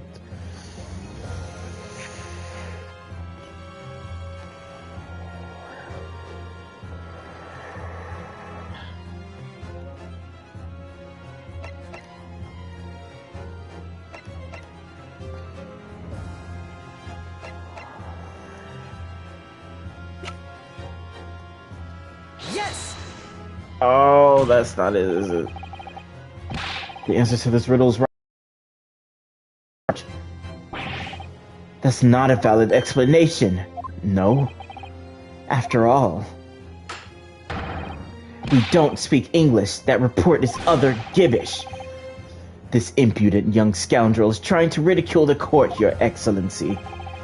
I'm not trying to ridicule anyone, honest. I'm just reading Susato-san's notes. I concur. This report is too extensive to be considered in its entirety by the court. You will direct us to the pertinent section, counsel. Which section of the report reviews the alleged answer to this riddle? Yeah. Synopsis.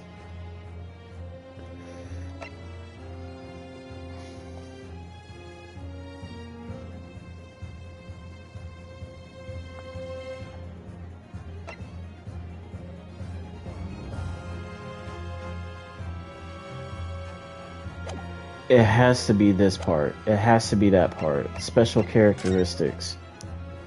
Since it entered through a wound because of his extracted tooth. We've been hearing a lot about this poison. And it's left me curious about something. Oh, counsel? Well, it sounds as though indigenous hunters have been using this poison for years and years to lace the heads of the arrows they shoot at whatever prey they're hunting. So we've been led to believe, yes. And the point of hunting is to catch the prey to eat. Get to the point, please. But if they were able to use these laced arrows, doesn't that mean there had to be traces of poison left in the prey the hunters were going to eat? Yes, good point. So surely the hunters wouldn't want to eat their prey, would they? Because then they'd be eating poison. Good gracious, counsel, no, that would be madness. But I actually found the answer to that conundrum in this research paper here. Under special characteristics, it says this. The poison starts to work after entering the body through a wound. Through a wound, you say? I see, that makes sense. Yes, the mention of that particular detail seemed a little strange to me, though. But it all makes sense when you interpret what's written it like this. When the poison enters the body through an open wound, it has terrifying poison effects. However, when it enters the body via the mouth, it has no poisonous effects whatsoever. What? Miss Brett, you authored this research. You knew the poison's special characteristics, and you knew that you could make a spectacle of drinking that water without any danger to yourself. You meddling little... Oh! Rapscallion!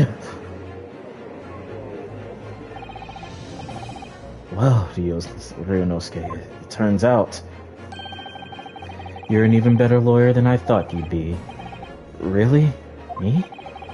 A lawyer? Objection!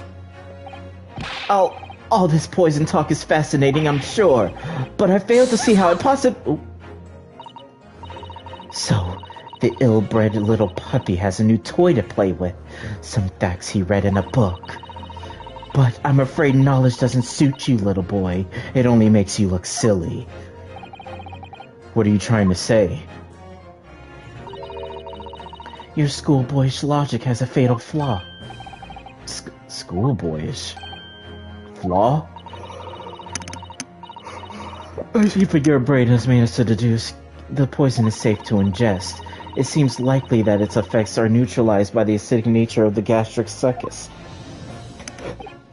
Oh, yes, well, of course. Gastric suckers? What are they?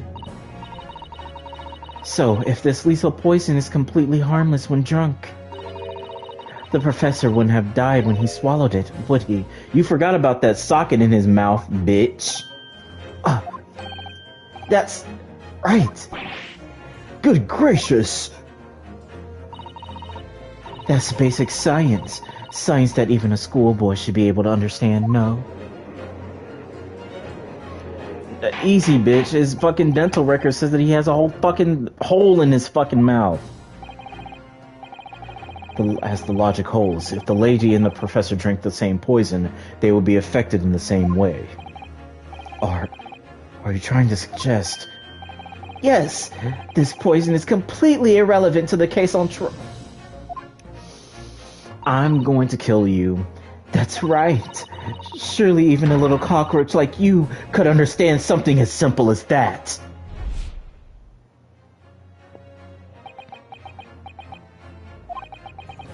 What is this welling up inside me? I've never felt like this before. It's a sort of conviction to break down all the discrepancies. It's so intense, almost rage-like. And more than anything else, it's an animalistic desire to take down my prey. Objection! Objection! Oh? I don't think so, Miss Giselle Brett. How dare you use that tone with me? You know very well that there is no fatal flaw here. You know exactly why. Even though both you and the victim swallowed the poison, you are alive, but Dr. Wilson is dead. Counsel, I'm sure I don't need to remind you, you must provide compelling evidence. As we now know that this poison is completely harmless when ingested. Why would Dr. Wilson alone have been killed by this poison? His fucking dental record, dumbasses. As Miss Brett so readily pointed out, she drank the same water as the professor. However, there was a fundamental and fatal difference between the two diners. A fatal difference? The toxic effects of the poison are only felt when the poison enters the body through an open wound. So, for a healthy person with no injuries, drinking it is completely harmless. But what if there was a wound inside the mouth of the person drinking the poisoned water? Inside? Yes, like the wound you might have if you just had been to the dentist and had a tooth extracted, for example. Miss Brett, you've acknowledged many times in your testimony already that you were well aware of Dr. Wilson's dental appointment that day. So that's it. You used that knowledge to orchestrate this.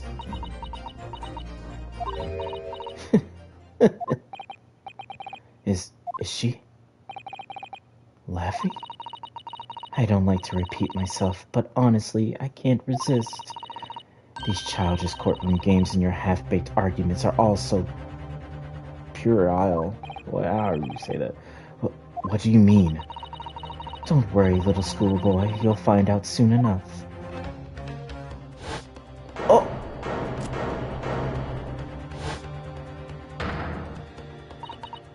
You see, when you leave vital evidence lying around, you never know what might happen to it. No! I mean, it could just slip. This bitch.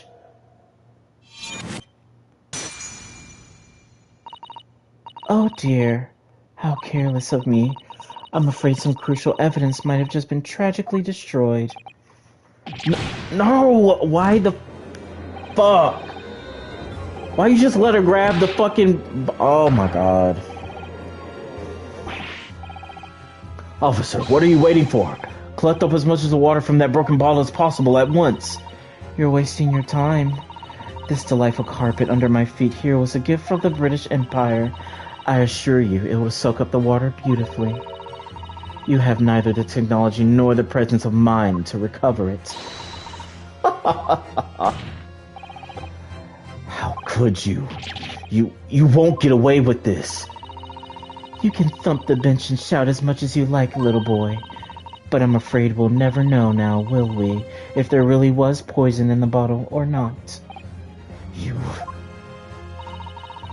And let us not forget, we still have some very compelling evidence left intact. Isn't that right, counsel for the prosecution? Oh, of course, of course. You're referring to this photographic print, I presume, dear lady. That's right. And really, looking at this photograph, it's as clear as day, isn't it? The poor professor was sitting with his back to me. And of course, the only person who could have shot him from the front is the little schoolboy. No! You killed the victim that day, using the poison, and then in order to frame Ryunosuke Naruhodo for the crime.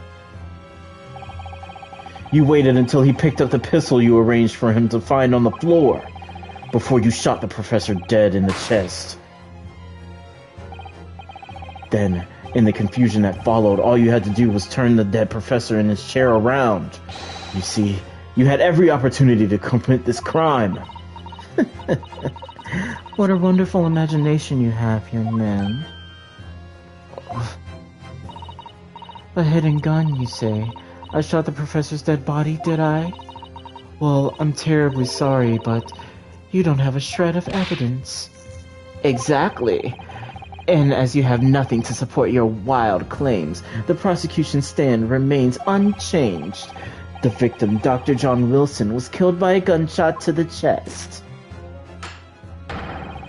Delivered in cold blood by the accused, Ryunosuke Naruhodo. Oh. This is unbelievable. How can this be happening? We had her, but now, is she really going to get away with it? The way she destroyed that evidence was obscene. Ryunosuke, yes, we've come this far, but now you're the only one who can finish it. What do you mean? We've lost a vital piece of evidence, it's true. So if there are any clues left for us to use now, they must be in your head. In my head? You told me before that your powers of observation were the one thing you could really depend upon. Well, yes, that's true, but I didn't manage to notice that this woman was a foreigner with a swan on her head. So think back again now. Try to remember every last detail about the scene that day. Everything you saw, everything you felt, every color, every smell. What I saw, what I felt. Every color.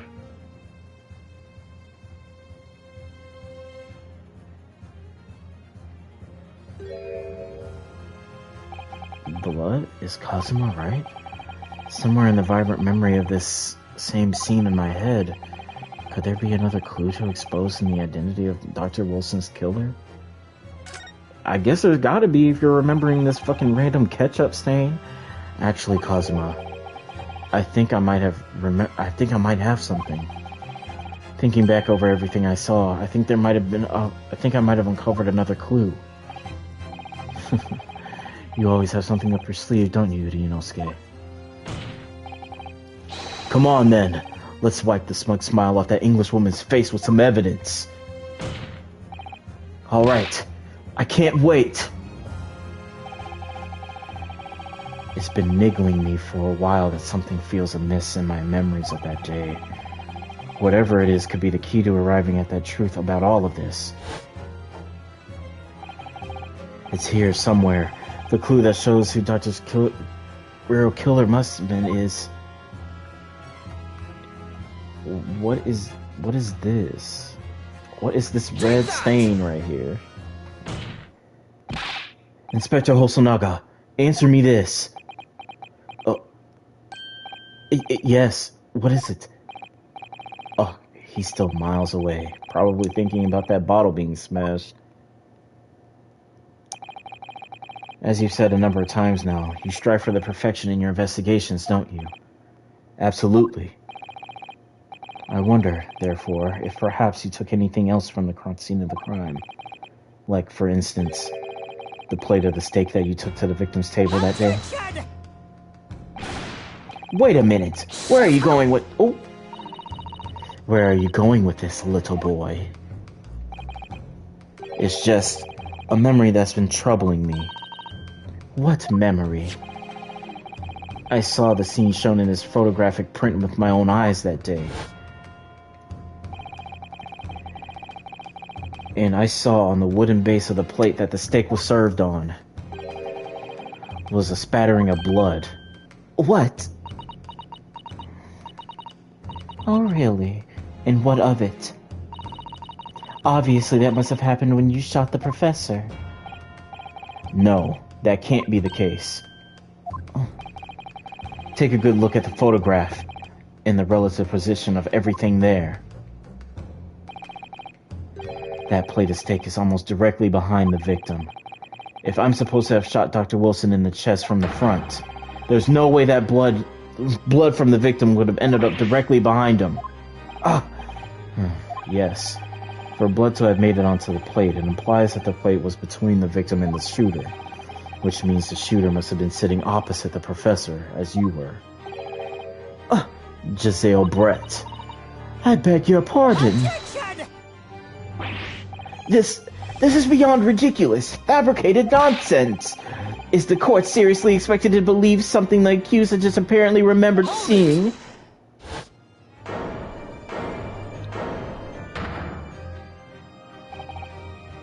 This could be the moment that my entire career in the police force has been leading to. Inspector, you mean? Yes, I took the plate. In the interest of preserving evidence from the scene of the crime, I took it, meat and all, and I don't care if they called me a crime scene thief because of it. You did what? I took the steak that you had been eating, Miss Brett. I took the steak that the sergeant had been eating. And I did it all in the name of justice. Then we can find out for sure whether or not there's a blood stain on Miss Brett's plate. We must examine it now. Bring that plate out.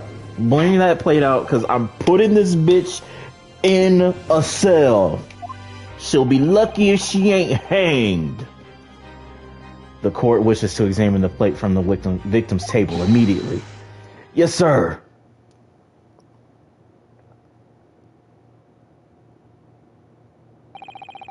Sorry for the delay. Why didn't y'all throw that meat out? Hasn't it been 3 days? Here's what you ordered, the steak. Well, what about the blood? Is there blood on it? Of course there isn't. Quickly, Inspector, the blood man. Show the court. Of course. Examine the plate at your leisure.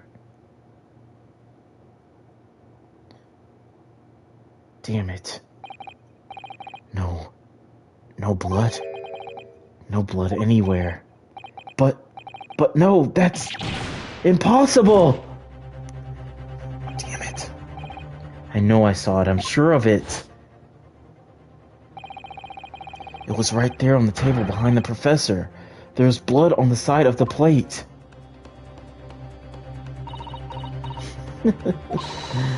What an unbecoming expression, little boy. You see, this is why I always say you can't trust what the Japanese tell you. Oh, bitch, I didn't just... Oh, shut up. Shut up. Shut up. Now you should be burned. Like a fucking witch. I couldn't agree more. In the case of this disgrace to the Empire. I believe we may finally have reached a conclusion in this trial. Let's hope so. This let's pretend attempt at a courtroom proceeding is painful to watch, But I do promise to do my best to forget about it all when it's over. This sorry-looking steak reveals the facts all too clearly. If the sorry-looking accused wishes to examine it again, be my guest. Yes, please hand it over. I have to look at this like ASAP. Was the plate I saw, or thought I saw, just a figment of my imagination? It can't be. We gotta look at this plate. Give me this plate. Let me look at this plate.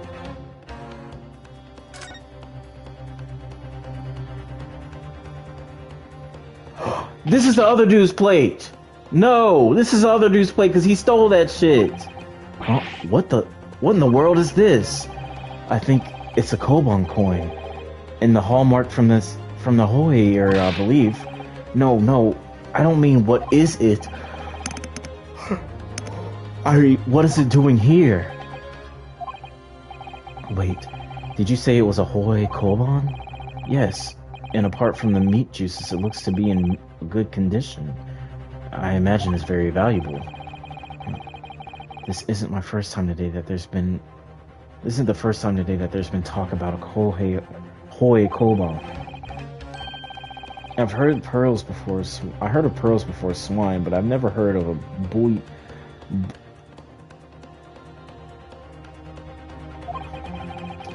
And I don't think you ever will again, because I'm going to kill you right here for making that stupid ass joke, bitch. This is extraordinary, though. This means...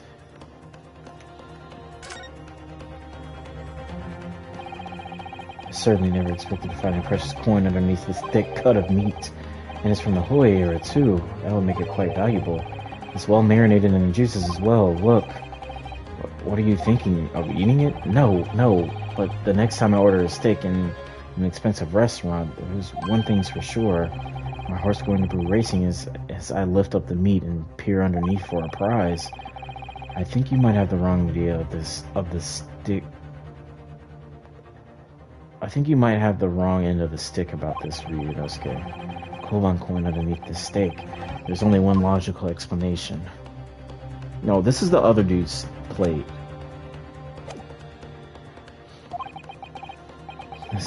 This is it now. I've lost, Ryunosuke. It's not over yet. Not until the final gavel. Never stop believing in yourself. Keep looking forward, no matter what. Yeah, pick your ass up. Believe in myself. Really?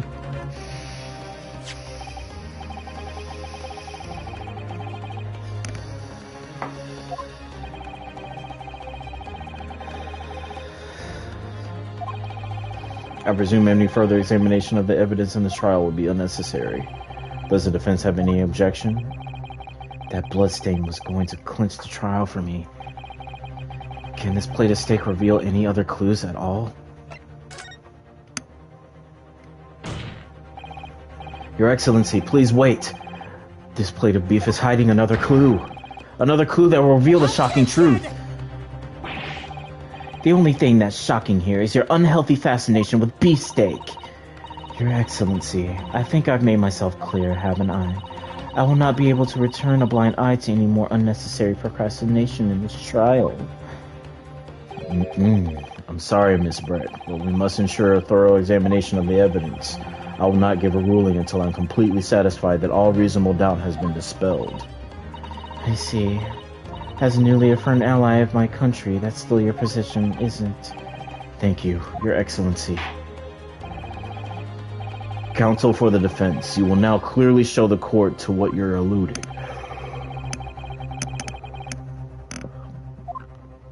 Under this piece of meat, bitch, lift this shit up. Oh, what in the world is this? Yeah, yes, we got it. Oh my god, we got it. This is what I get for going ahead and like...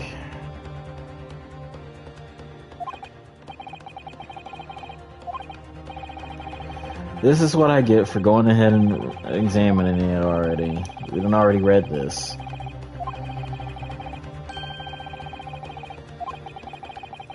And he made that stupid corny ass joke. Got it! Good gracious, that's...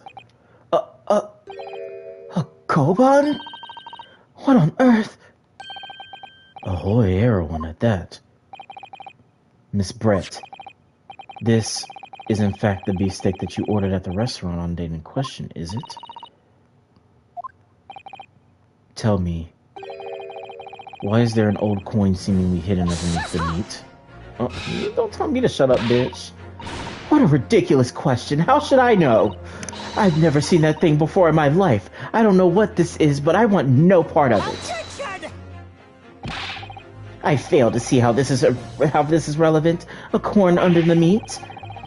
That could simply have been a careless mistake by the chef in a moment of distraction.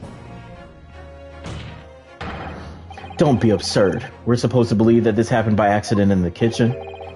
A rare Hoy Arrow Koban that just happens to be hidden underneath that piece of steak? If this turns out to be irrelevant to the case, I'll rip up my ticket to Grand Britain right now. He's right. It can't be a coincidence. Your Excellency. Yes, Counsel? A rare Hoy Koban just happens to be hidden underneath that piece of steak? If this turns out to be relevant to the case, I'll give up my lawyer job right now. By all means, don't let us stop you. No one invited you anyway. Oh, perhaps, little boy, you should realize that it is you who is irrelevant. Even though I'm the one on trial here? The point is, it's essential that we ask the owner of the coin if he can explain what it's doing under that steak. The owner? Yes, it's obvious. There's only one person it can belong to. The owner of that Koban was found underneath the beef. The owner of the coin ever found underneath the beefsteak is the Curio Correcta. Obviously, it can only be the antiques dealer and owner of Ratste Curio Correcta-san. Curie, as in Mr. Cucumber or something? Honestly, these ridiculous Japanese names are quite unfathomable. Cutie... I think cutie by itself means cucumber, but curio means salary, or like I think it can be like allowance, salary, your paycheck.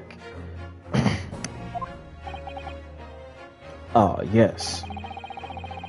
The old man who testified earlier alongside the military sergeant, correct? Yes, Your Excellency. I remember him saying that he was up to something with his Koban when it happened, at exactly the moment the gun was fired. The gunshot interests me not. I was far too busy on the floor. Too busy on the floor? Sorry, what were you doing? Hunting for treasure.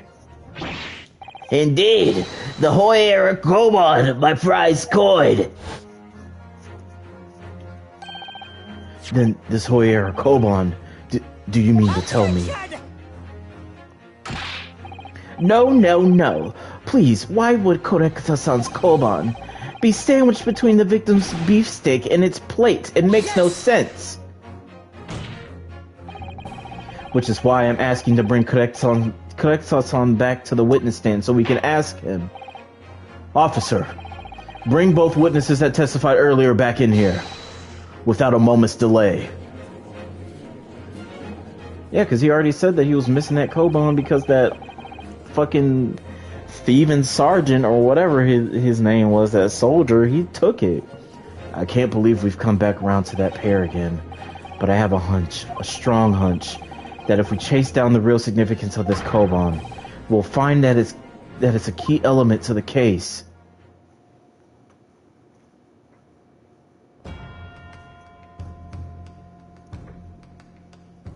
Damn, this bench got long. What's this all about? Why have I been called up again? Don't you realize that it's dinner time for the little baby Ido? When my son's belly is empty, he's fiercer than a pack of wolves. Exploited by the police we were, like miserable dogs forced to bear false witness. And when cast from this courtroom myself, I became a ruined man in a trice, a worthless, withered antique. Nothing more I have to say. The sun has set on this Raste shop owner's existence. Be that as it may, Correcta-san, something has come to light that requires your clarification. As far as your Raste memory serves, have you ever seen this? Oh, damn! That's it, the very exact one that it is! The resplendent, splendiferous Hoya treasure that my trusty bones managed to misplace that fateful day. It can't be. As I thought. Young man, enlighten this decrepit old fool. Put me out of my misery. Where was my treasure? Where was it dropped? Oh, I'm not sure if it was dropped anywhere.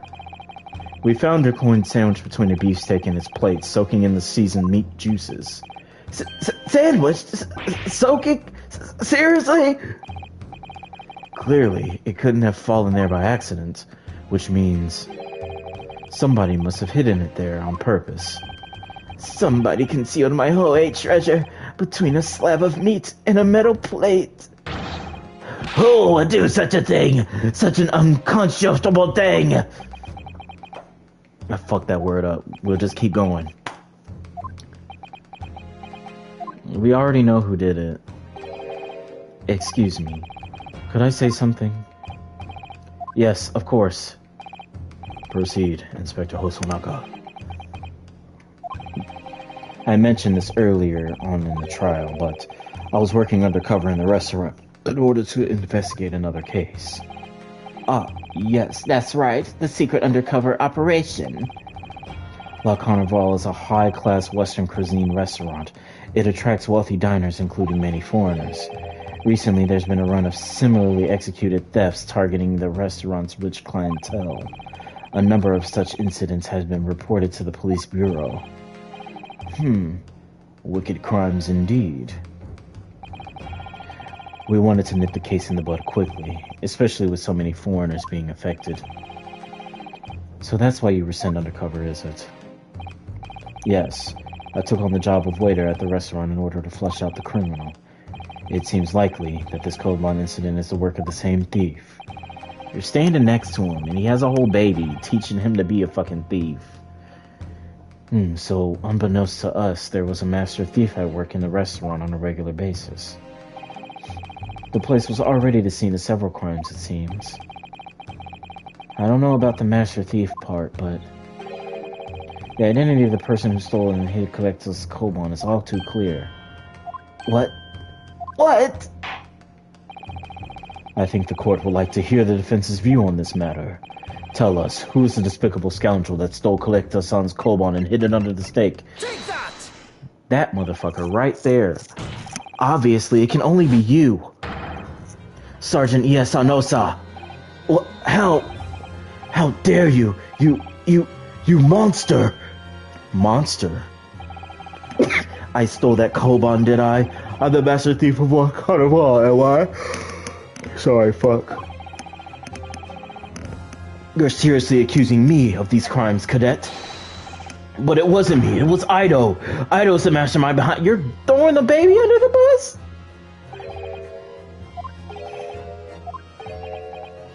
Oh. You will push the blame for your crimes onto your own son? An innocent little baby? It's you who's the monster, Sergeant Nosa. This poor little baby.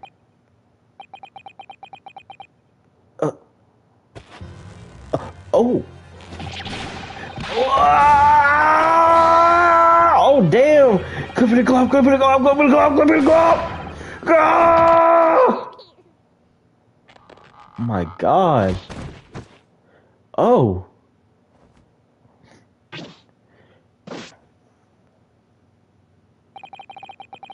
Nippon Imperial Army Sergeant Yasanosa preparing to stand down in the Supreme Court, sir.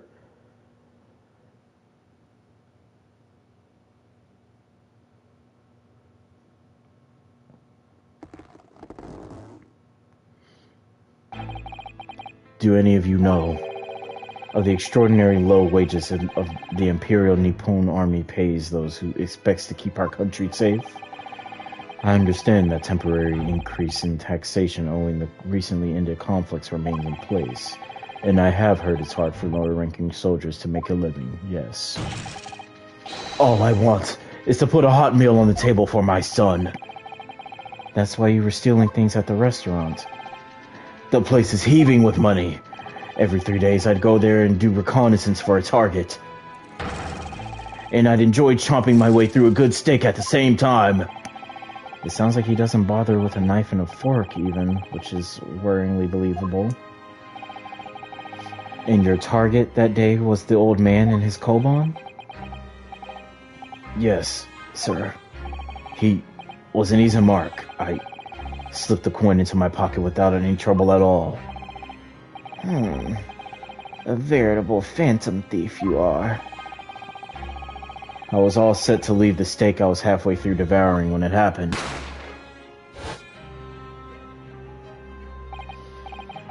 Yes, when the professor was shot. I knew that if the police conducted a search and found the coin in my pocket, I'd be finished. Ido too. So I hid the incriminating evidence as fast as I could, on the double. I slipped it under the steak, hoping that I'd be able to rendezvous with it again at a later date.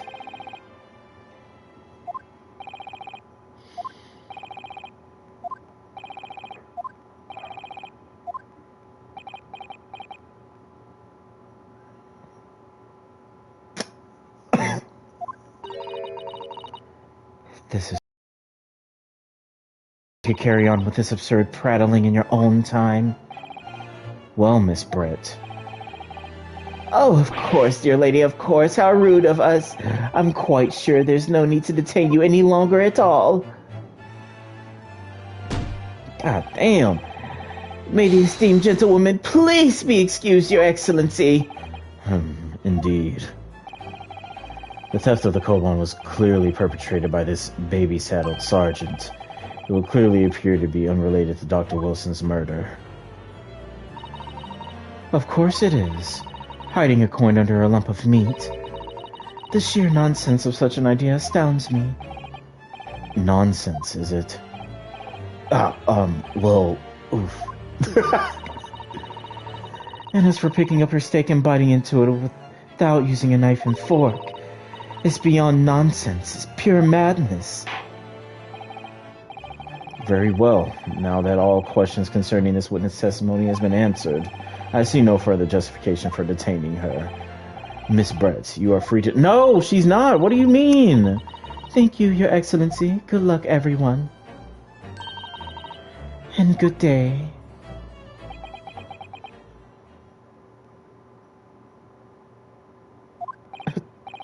Ryunosuke, what's the matter with you? This is no time for daydreaming. Oh, no, it's just... something about Miss Brett's parting words there got me thinking. I can't quite work out what exactly, but something she said jarred with me. I feel like there was a contradiction in there somewhere. Something didn't quite add up. If that's the case, don't just stand there thinking. Make your voice heard. Sorry? You can think later, but if you don't call it out now, it'll be too late. The trial will be over. Hold it! Wait, Miss Brett. What is it now? I'm afraid, just one last time, there's something I'd like to ask you. I'd like to explain the contradiction in your parting words from a few moments ago. What are you talking about? What contradiction? What new student nonsense is this? Well, what parting words are you talking about, Ryunosuke? Hiding a coin under a lump of meat. The sheer nonsense of such an idea astounds me. And as for picking up your steak and biting into it without using a knife... It's beyond nonsense. It's pure madness. Yes, I'm right. What she said there exposed an undeniable contradiction. I'm going to need to see evidence, counsel. If Miss Brett's words truly are contradictory, where is the evidence to prove it? I think... this, right? The steak that Miss Brett had been eating before the professor was killed. Yes, go on. More accurately, Your Excellency. The steak that was on the victim's table just before the professor was killed. Now you're just splitting hairs. Not true. Doesn't something about this steak strike you as very unnatural? Unnatural? What on earth do you mean? It's extremely obvious. I'm talking about the shape of the edge where it's been eaten. Oh! I see you've noticed it too, Miss Brett. Noticed what exactly, Counsel? Just a few moments ago, Miss Brett claimed no Englishman could have even contemplated picking up a steak and biting into it without using a knife and fork. Of course she did. She's a refined English gentlewoman herself. Then take a good look at this steak, in particular the edge where it's been eaten. As you can see, there are clearly defined barbaric teeth marks there.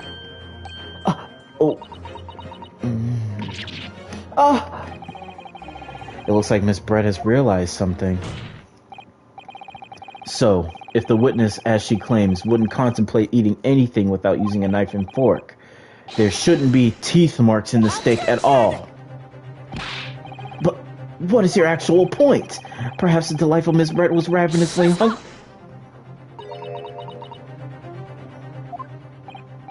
Oh, whatever you say, dear lady. As I said, I really must be leaving now. Afternoon tea with the Minister of Justice cannot possibly wait any longer. Of course. This will all be over in the blink of an eye. Rest assured, I'm about to put this rookie in his place. I've heard enough. Your irritating little spectacled samurai relic. Oh, of course, dear lady.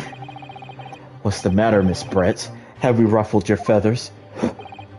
Clearly, the witness knows what this means. She's realized the catastrophic implications these teeth marks in the steak have for her. Ryunosuke, do you know where you're going with this? Yes, now at last it's all come together.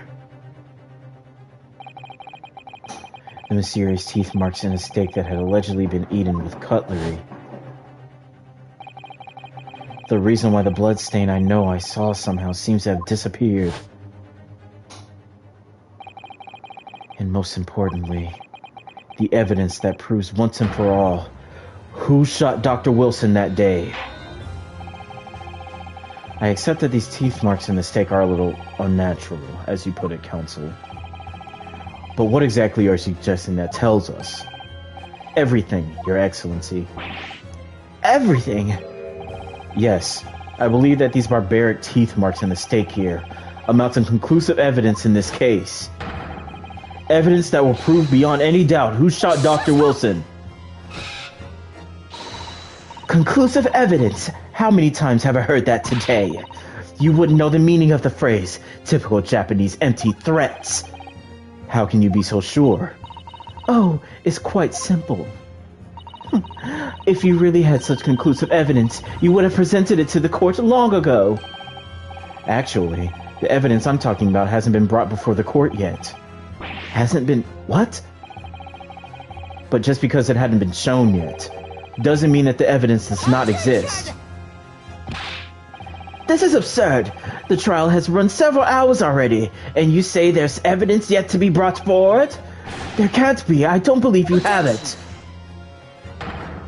I don't have it. Someone in this very courtroom, the bit standing right here, who said he already had another plate, just didn't bring the other one.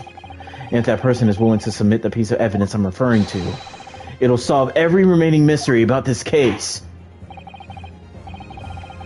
Very well. I have a feeling this will be my last request of the defense in this trial.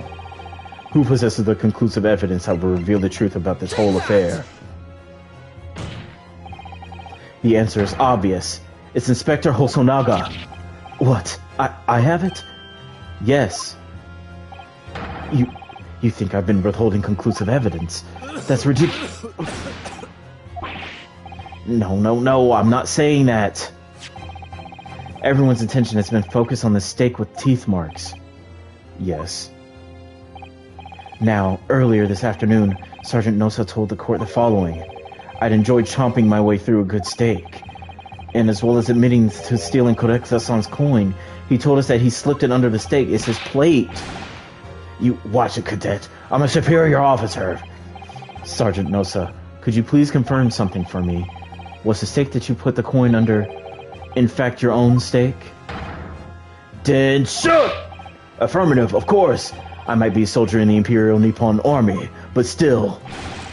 I'm not brave enough to ask a foreign gentle lady if she'd mind manhandling her meat to hide something in it. In other words, that steak the detective submitted as evidence earlier was in fact Sergeant Nosa's meal. But that makes no sense. That place was taken from the victim's table. Yet the gentlewoman doesn't take bites out of her steak, nor does she have an opportunity to steal the coin. Of course I didn't steal it. To even suggest something would be an affront to the entire British Empire. Well then, how do you explain this paradox? Exactly. Surely you're not going to suggest that the sergeant switched the two steaks over.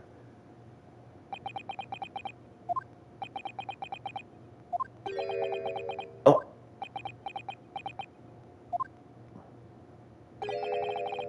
You did switch the plates. Well, after it happened,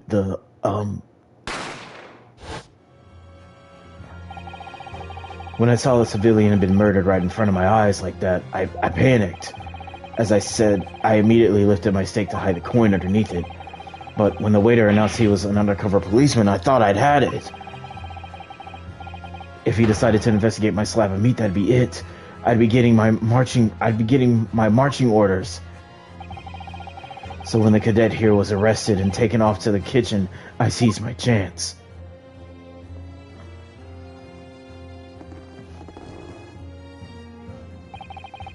With military precision and timing, I switched my steak with the one on the foreign lady's table. What? You can't have. I never saw you do such a thing. It was called Operation Lightning Bolt. There was no time for strategic planning. It was do or die, I told you. So yes, I did do what had to be done. Unbelievable! However, fear not, Prosecutor-san. What now? I swear on the brass buttons on my uniform, that is all I did, sir. All you did? That's plenty, Sergeant. Yes! So, if Sergeant Nosa switched the plates over, it means he took Mrs. Brett's steak and the plate it was on back to his own table. Yes, that follows. Inspector Hosonaga. Yes. Earlier in this trial, you told the court this. You said that you had not only taken Miss Brett's steak after the incident, but also the sergeant's. That to preserve evidence, you had taken both. That's correct. Then please present it to the court now. That plate that was actually on the victim's table at the precise moment he was shot. What can that possibly tell us now? I mean, a cold slab of tough meat. It can't have the slightest bearing on the case. No, you're not wriggling your way out of this time, lady. I beg your pardon. Surely you're not that forgetful. Surely you remember the reason why this steak pan promises to prove such a problem for you? No? You're the ones who decided it was a problem, not me. The reason the defense asked to see that plate was to confirm something the defendant remembers seeing. Thinks he remembers. I'm quite sure of what I saw, Miss Brett. On the side of the plate that was on the table directly behind Dr. Wilson, there was a clear spattering of blood from the gunshot wound to the victim's chest. I believe the defendant's memory serves him well. And now we have the evidence to prove it. The plate that you were eating from, Miss Brett. Let us not prolong this any further. Inspector, you will show the evidence to the courts. Present the beefsteak in the plate that was originally on the victim's table at the time of the incident. All this talk of beef fucking steak is making me hungry again, even though I just ate before this fucking stream. Yes, sir!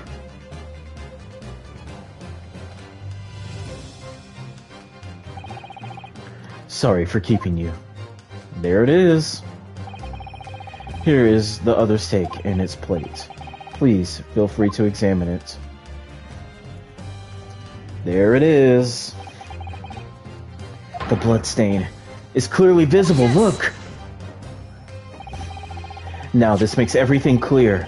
The blood you can see on the side of the plate shows that the moment the victim was shot, he was facing the table with his back to me. In other words, it's impossible for Naruhodo-san to have shot the victim. It can't be. In fact, there's only one person who could possibly have shot Dr. Wilson from the front. I'm sure everyone knows by now who that person is. That's right, Miss Giselle Brett. It's you!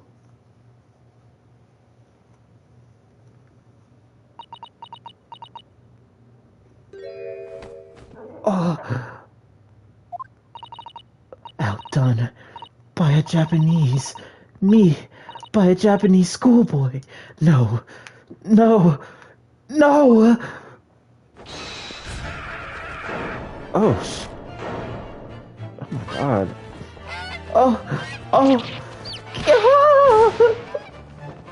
my god. Oh, she's freaking the... Oh my god. Oh my...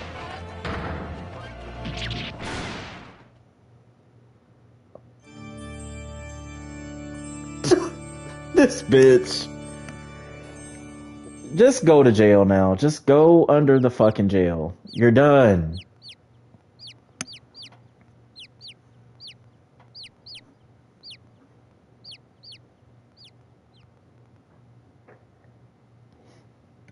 You gonna admit it now? Please excuse my little outburst.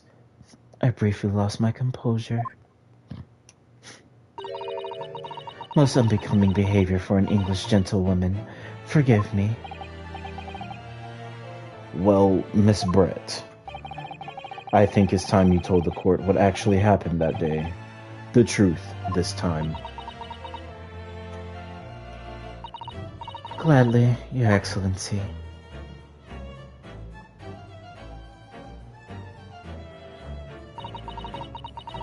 It was I who took the professor's life, using the poison. As you surmised, I chose that particular day for one very important reason. The professor had a dental appointment for the extraction of one of his teeth in the morning. So you planned to kill the professor, knowing that no trace of poison would be found in his water. Because the poison is unheard of here in Japan. Yes. Of course, I never intended to remain at the restaurant for as long as I did. I only needed to see the professor take one tiny sip of his water, and it would all be over. I would place the steak I had ordered in front of him to make it appear as though he had been dining alone, and leave him immediately. However, before any of that happened, there was an unexpected visitor at the professor's table. That would be me, I suppose. Yes, you. Who else?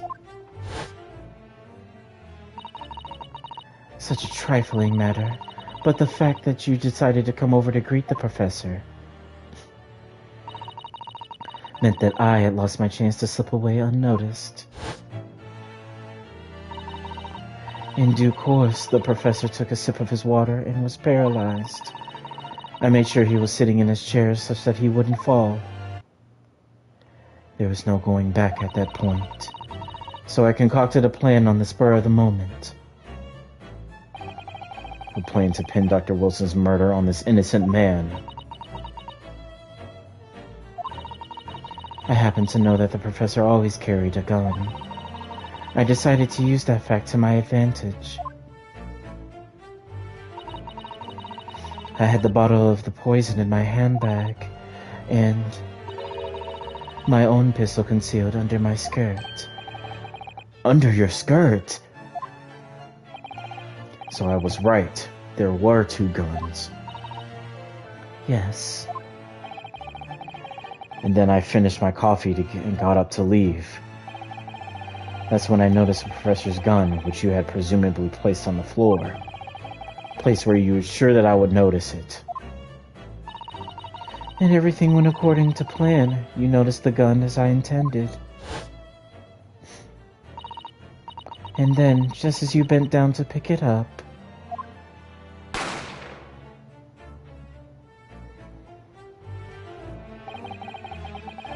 that's when you shot the professor with your own gun.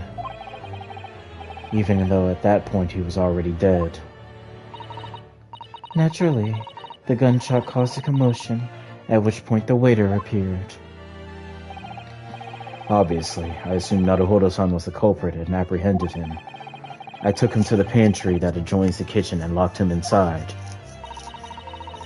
That's when I took the opportunity to turn the professor in his chair around. Because, of course, you needed to make it look like the defendant had shot Dr. Wilson from where he picked up the gun.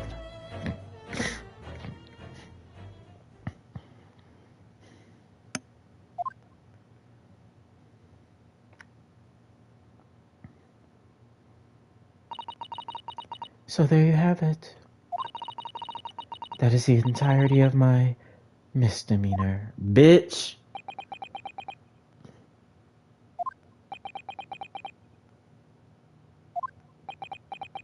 Throw her under the jail. The fact that she just said that her killing somebody is a misdemeanor. Your Excellency. Yes. I wonder. Might I speak with you in private later? I shall call on you. Thank you. Good day then, everyone. I hope you can forgive me, Naruhodo-san.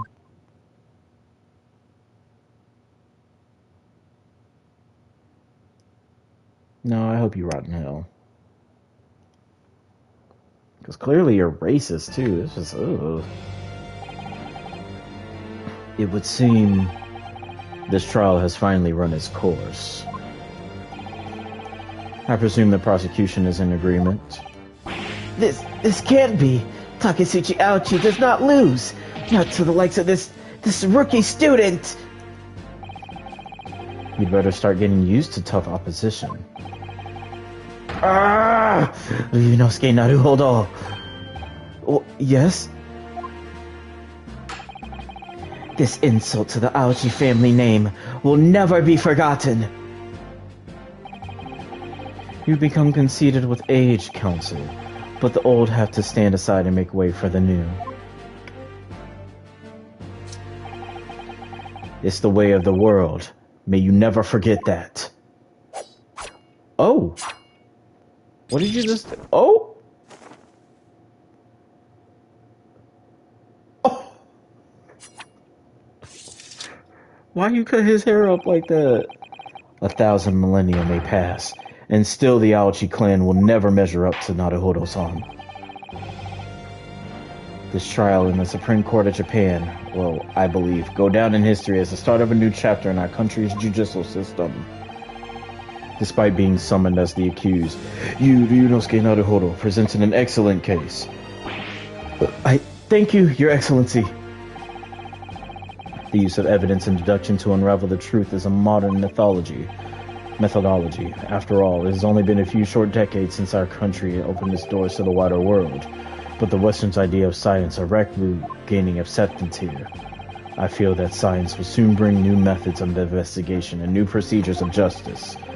A new future awaits, a law awaits, but what will it look like? I cannot begin to imagine. That is for the young to pursue. Kazuma Asogi.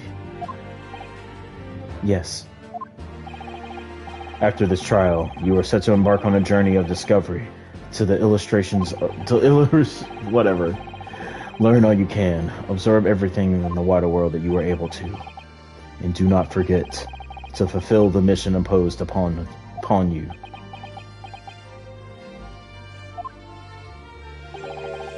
I understand, Your Excellency. What was that about? Why do you look so grave all of a sudden? Never mind. What was that about? Oh, yes, In you, I sense, how can I put it, unusual potential. I very much look forward to seeing how you can carry that onwards. Thank you, Your Excellency.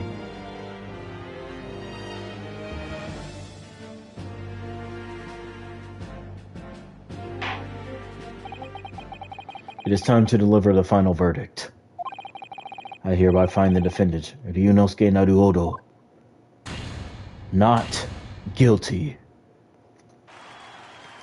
Hey, we did that shit. He's still over there. Hey, I love the Sakura petals. That's kind of cool. This court is now adjourned.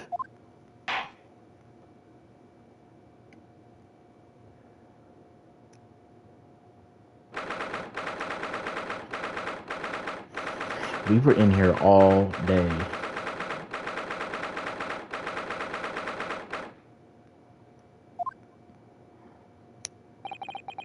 I can't believe it. I can't believe what's happened. I made it. I defended myself and made it through that horrendous trial. Ryunosuke, you finally pulled it off. Congratulations. Well, I couldn't have done it without you. Thank you, Kazuma. No, it was a pleasure to watch you at work. So, you owe me an extra large sukiyaki from the place on Yume University Street. Don't forget. Good afternoon. All your hard work has certainly paid off. I'm guessing that's Mikotoba. Oh, one of the Mikotobas. Congratulations to both of you for proving Naruhodo-san's innocence. Ah, our trusty judicial assistant. You worked hard for that result too, you know. Oh no, I didn't do anything. Thank you so much. If we hadn't had that research paper of Miss Brett's, I don't know how things would have turned out. Your kind words should really be for my father. I was simply doing as he asked. It was his idea for me to go to the university and investigate. Your father? Oh. Yes, of course. Forgive me for intruding upon court proceedings, Your Excellency. Susato Mikotoba, Judicial Assistant for the Defense. Speaking of Mikotoba... Ah, there you are. I believe congratulations are in order. Naruhodo, you did an excellent job. Thank you, Professor. Oh no, it is I who should be thanking you. After all, your efforts exposed the true criminal that took the life of my good friend. Good friend? Oh yes, you mentioned that before. It was you who actually invited Dr. Wilson to Yume University, wasn't it? Yes, that's right. Professor Mikotoba studied overseas himself. He went to study forensic medicine in Great Britain. Presumably, that's when you met Dr. Wilson? Exactly. In those days, we worked together in the same hospital. Oh, you worked together? I've never heard you mention that before. Well, it was a long time ago now. Besides, it's your turn, Asogi. Oh. Great Britain is a magnificent country. It leads the world in science, medicine, engineering, culture, and of course, in law. Watch and learn, my boy. See what's happening in the world's largest melting pot. I will. I'll learn all that I can.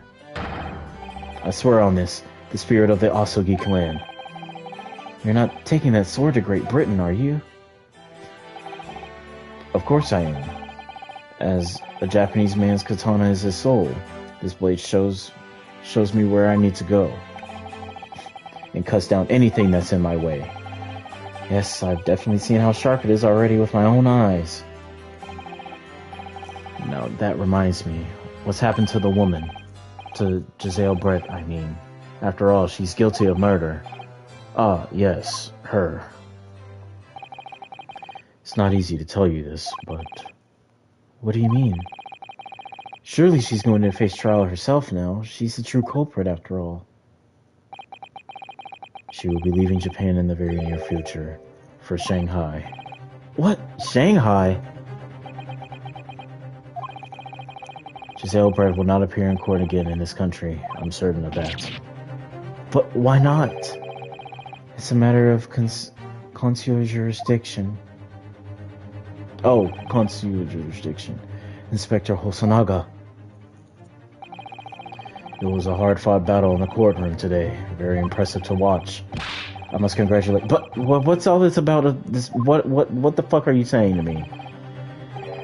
We cannot try this particular foreigner for her crimes here in Japan. What? We can't try her? But then who? Who's going to bring her to justice? A British consular court will hear her case somewhere far away where our voices can't be heard. But why a consular court? Professor, I simply don't understand. I thought consular courts were a thing of the past now that we've signed the friendship treaty. Yes, in normal circumstances, you're right. Then, so as long as this is not a serious incident of a highly political nature to our respective governments, they can't invoke the consular court just like that. Oh, can't they? Yes, she's a student, but it doesn't justify our governments making secret agreements about her fate, does it? Something strange is going on. So Miss Brett can't be held accountable for her actions here in Japan? I'm afraid that for the young student, today's trial was nothing more than a game all along. There was never any danger of a comeuppance for her. I don't believe it. The British government's Foreign Affairs Ministry has demanded that we hand over custody of Giselle with Brett. They're obviously taking the case of a foreign student committing murder very seriously. But it's all going to change from now on. We can make it change. This is a time of great turmoil. This is a new era heralded by the start of the 20th century. One day, I have no doubt, that woman will see the judgment she deserves. Yes, change is coming, and we're the ones driving it. Well, I think that's enough seriousness for now. This evening calls for a celebratory drink. But, Professor... You're right. There's no time for gloomy faces. We should be celebrating Ryunosuke's not guilty verdict. Let's start having some fun. In that case, might I suggest lock on? I don't want to go back there. Someone just got murdered in there. As the head waiter, I should be delighted to provide you with ample food and drink. You're a detective, Hosonaga-san, aren't you? One with TB. Let's not worry about details for now. To La Carnival, will you accompany us, Professor? Of course. La Carnival's food is second to none. I shall go and attend to the paperwork for Naruhodo-san's release. Oh, yes. Thank you.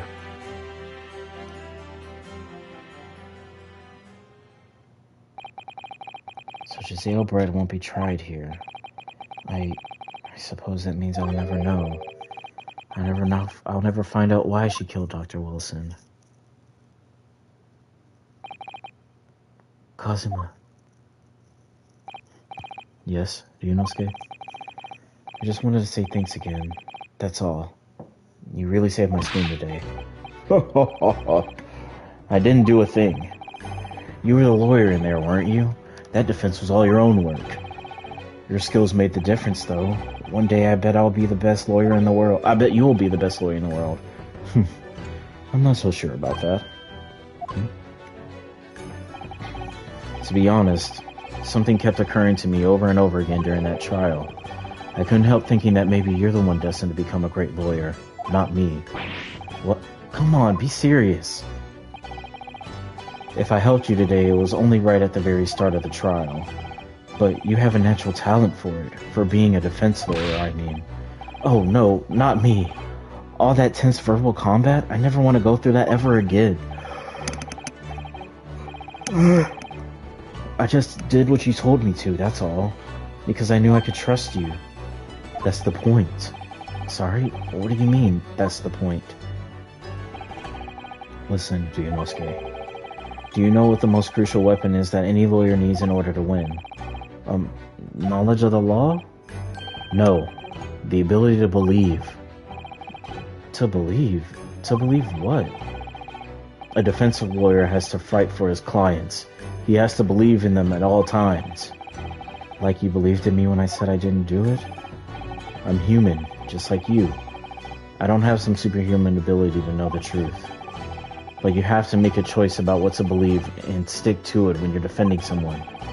Sometimes in the courtroom, you can really be backed into a corner.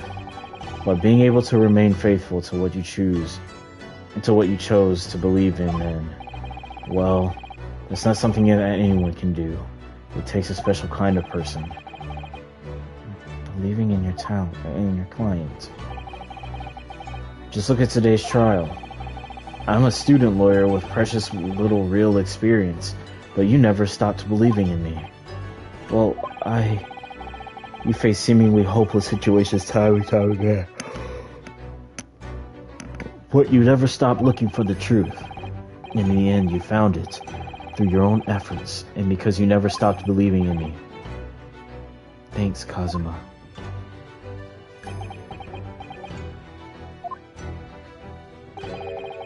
There's something I want to ask you, actually, Ryunosuke. Well, it's a favor, really. Something very important to me. It sounds serious. What is... Oh, you're still here, are you? Oh, Inspector Hosonaga, why do you have to fucking interrupt right now? Arrange some rickshaws for us. Let's go. Thank you. We'll be right there. Let's pick up this conversation again later.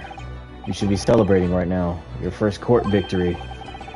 And your study tour to Great Britain. Don't forget. Yes, that too. Holy shit, that was a crazy trial. So my very first trial has come to an end. Kazuma. Professor Mikotoba. Susato-san, who acted as my assistant. Inspector Hosonaga, who didn't really play much of a part, but still. It was because of the help and support of all these people that I managed to get through that trial. But more importantly, Kazuma hadn't yet managed to ask his favor of me. Little did I realize just how much it would change my life. Holy shit!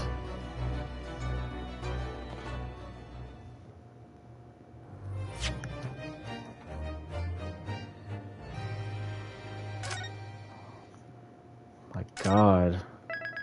Well, we got episode 1 done. We're going on to episode 2, but I'll do that next time. I have to hop off this. It's been almost 3 hours, I think. It has been 3 hours. Thank you so much to everybody who came in, watched. I don't know if anyone commented. If they did, I'm so sorry for not noticing. But thank you so much for coming out to watch the stream. I had a lot of fun doing all the little stupid voices and stuff, and kind of going through this trial and seeing where it went. And I'm very excited to hop back in the next time. Let's see. Maybe I can see when I work next and then plan from there. Tomorrow I close.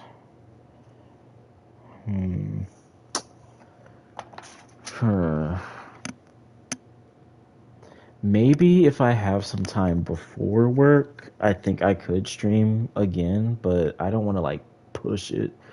But I will make another announcement about whenever I go live. I didn't do it the first time because it was kind of like a test one stream. I didn't really expect to get all the way into this, but there were some people that actually watched it, and even more people who watched today, which was a little surprising, but also very encouraging. I'm really happy that so many people came out. But yeah, I will give one last big thank you to everybody who watched. Love each and every one of you. I will be back to finish some more of this Ace Attorney, and I hope that you all will join me for that journey as well. I also will be probably uploading or announcing my upload of my first chapter of my manga soon. I was gonna post it on Manga Plus, but when I Manga Plus Creators, like the website, but I saw that there's a lot of people using AI to upload there, and I don't really want to do that. I'll probably end up uploading on Webtoon or something, and I'll definitely make maybe like a little video about it. Definitely some announcement on my TikTok and my YouTube, maybe like a short or something. Also, next time if I don't stream on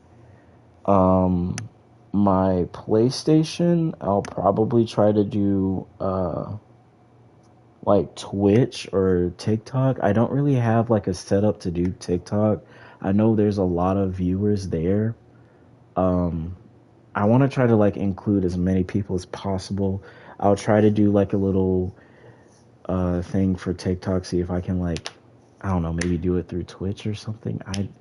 I don't know. I'll see what I can do, but at the very least, I'll definitely keep everybody updated. I'm about to go probably eat something else, stretch, maybe watch some more Jujutsu Kaisen when Elijah gets back. Thanks again. Good night to all of you.